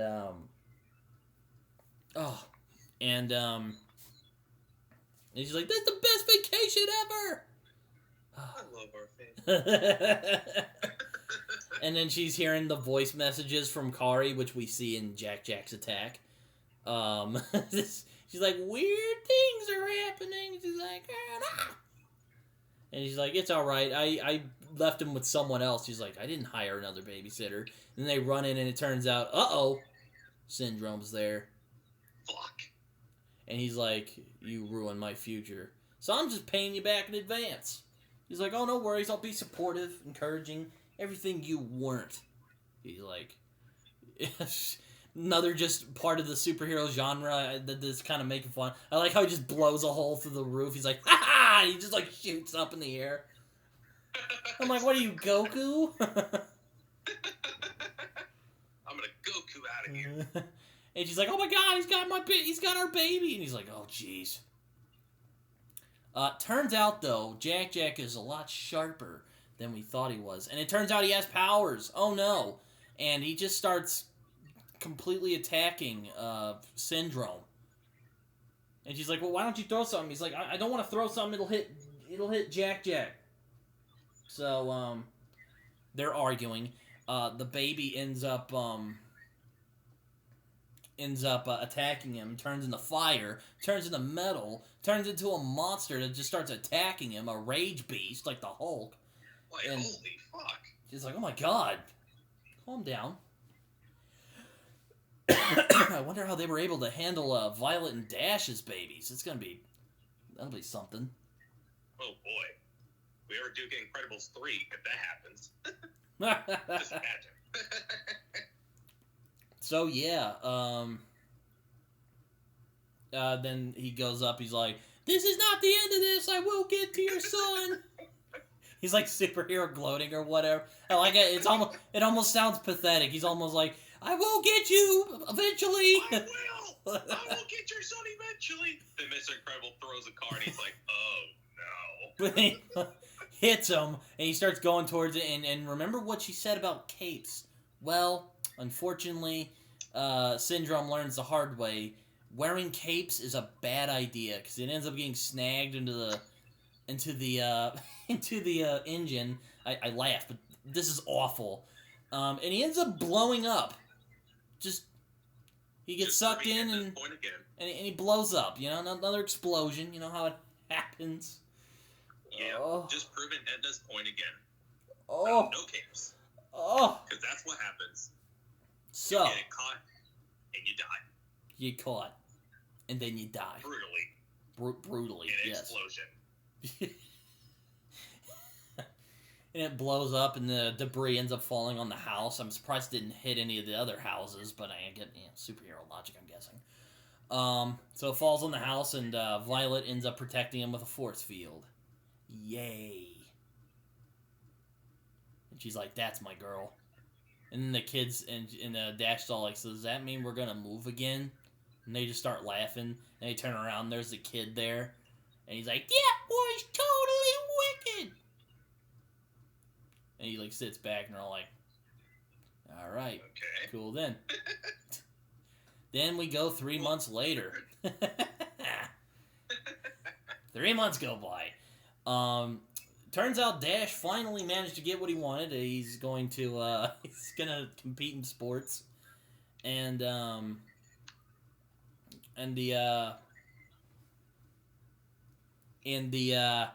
damn it, I can't. Oh yes.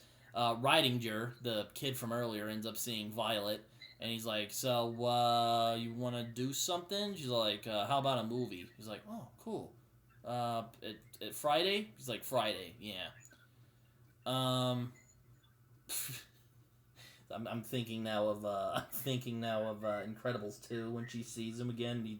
He has no idea who she is, and she just fucking spits out the food in front of everybody. Oh god.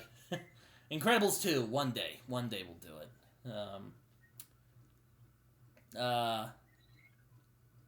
But she's like, all right, and then another just hilarious scene. Oh god. So Dash is running out. He's all running around. He's looking confident about himself. And they're like, no, just run. And they're like freaking out. They're like yelling. They're like, don't give up. Just keep running. And the guy's just looking at him, sitting next to him, like, what the hell are they doing? It's like so confused. Like, he's so befuddled by what's going on. He's like, what the? This close. This close.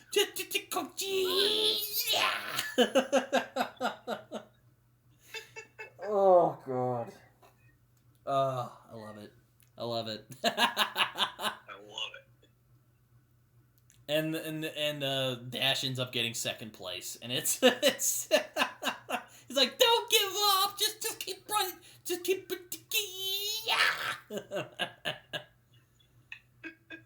and they end up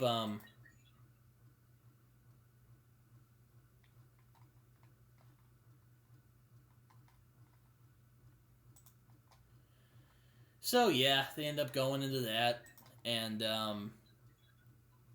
so after that, they're celebrating their victory of going that, and then we end up getting a situation where a guy who's definitely not Mole Man comes up and calls himself the Undertaker, and starts the Underminer. Sorry, Undertaker. The Undertaker's the wrestler. So Carlton, a complete 180 if that happened. Carlton's gonna rip in my ass after that one. Oh boy. Oh god. Anyway, so the Underminer just starts going off, starts jabbering off. He's like, I declare war on peace and happiness. Like, what? Okay. And then just the greatest mic drop of an ending. They don their super, like, Bob looks over. Helen and Violet have their masks on. They look up at Dash. He got his on, and Bob puts his on. He opens the fucking thing, and that's in the movie. Oh yeah. Oh yeah. Oh yeah. And then we get the music from Giacchino, and it's just beautiful. Oh, the end credits. Woo!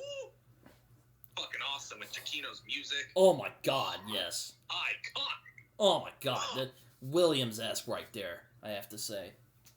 Oh, it is. I'm not being hyperbolic when I say it. It is John Williams here. Indeed. Oh, that is The Incredibles. I am exhausted. I am sweating. Excitement has gotten me sweaty. I haven't sweated yet, but I was pretty excited. Just a masterpiece of a movie. Literally. Again, I've never met anyone who has disliked The Incredibles. I know. I have never met anyone who has disliked this movie. Even the most cynical moviegoer I know. I have never heard anyone say they have disliked this movie. It's The Incredibles. Everything about it is truly incredible. Exactly. Just that's all I can say. Amazing movie. It lives up to its name. It lives up to the standard. Or it lives up to the name. Phenomenal job. Oh my god, yes. Just real quick before we do like an actual like huge review, what do you think about Incredibles 2? You know what? I love it. I don't care what anybody says. I don't get the hate for it because I've heard a lot of people trash on Incredibles 2, but I still love it. I don't care what anybody says. Now, do I think it's as good as the first one? No, but I still think it's a worthy sequel, just in my opinion. I think it's a good sequel as well. There's some stuff I don't care for, like the twist villain. I saw that shit coming from a mile away. But yeah. Aside from that, it was a lot of fun. I enjoyed it. Not quite as good as the first one, but it was fun. I enjoyed it. Yep. And I was begging for an Incredibles sequel for years. So you know, all of us were. I was happy to get one. I think it was worth the wait, honestly. Oh yeah. This is a great movie. I love The Incredibles so much. Me too. Not much else to say, rather than, damn, I love this movie. No, we've said plenty enough on how much we love The Incredibles. I mean, this film is just amazing. If I ever made a Made My Childhood list, this film is definitely on there. One of my favorite childhood films of all time. By far, I fucking love The Incredibles. Everything about it. The animation, the voice acting, the story, the characters, the music, of course, flawless. Just on another level. Like this, Finding Nemo, Batman the Animated Series, and like the Raimi Spider-Man films. Like that was my child. Like oh yeah, and the Toy Story movies. Those I watched all of those when I was a kid. A lot. Oh hell yeah, me too. Jacob, what do you think of this? In this film, the most iconic shit ever? Oh, fuck yeah. Everything about it's iconic. The music's iconic. The characters are iconic. The dialogue is iconic. Everything about it is just incredible. Again, I know I keep saying that, but it truly is. The puns will stay alive. They will. They will stay alive.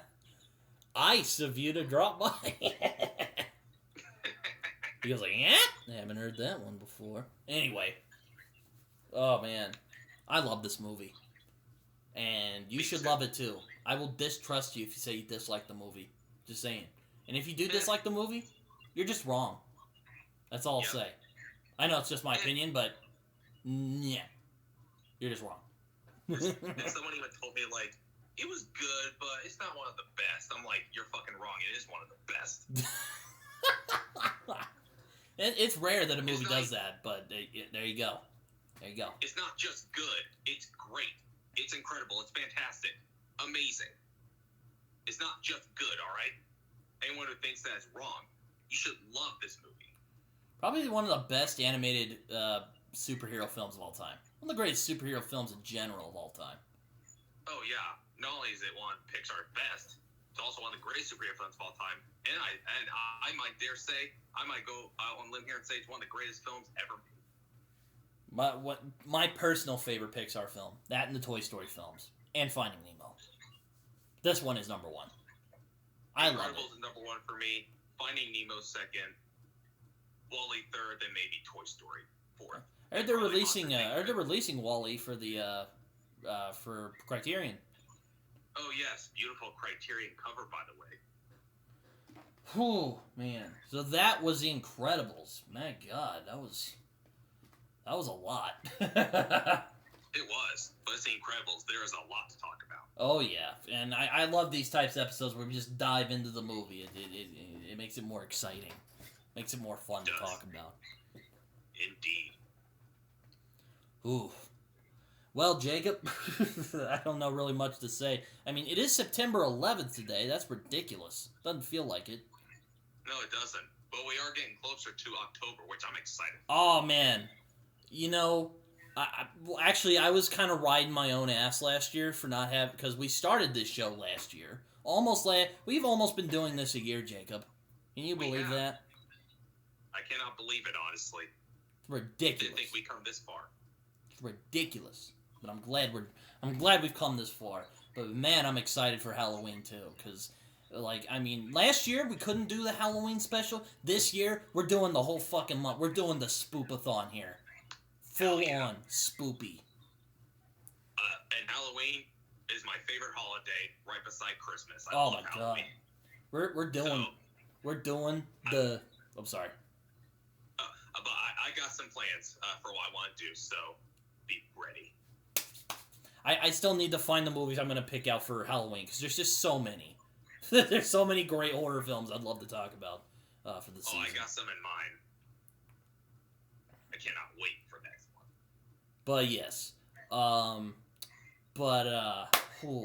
So, Jacob, you told me you had a pick for next week. What are you thinking?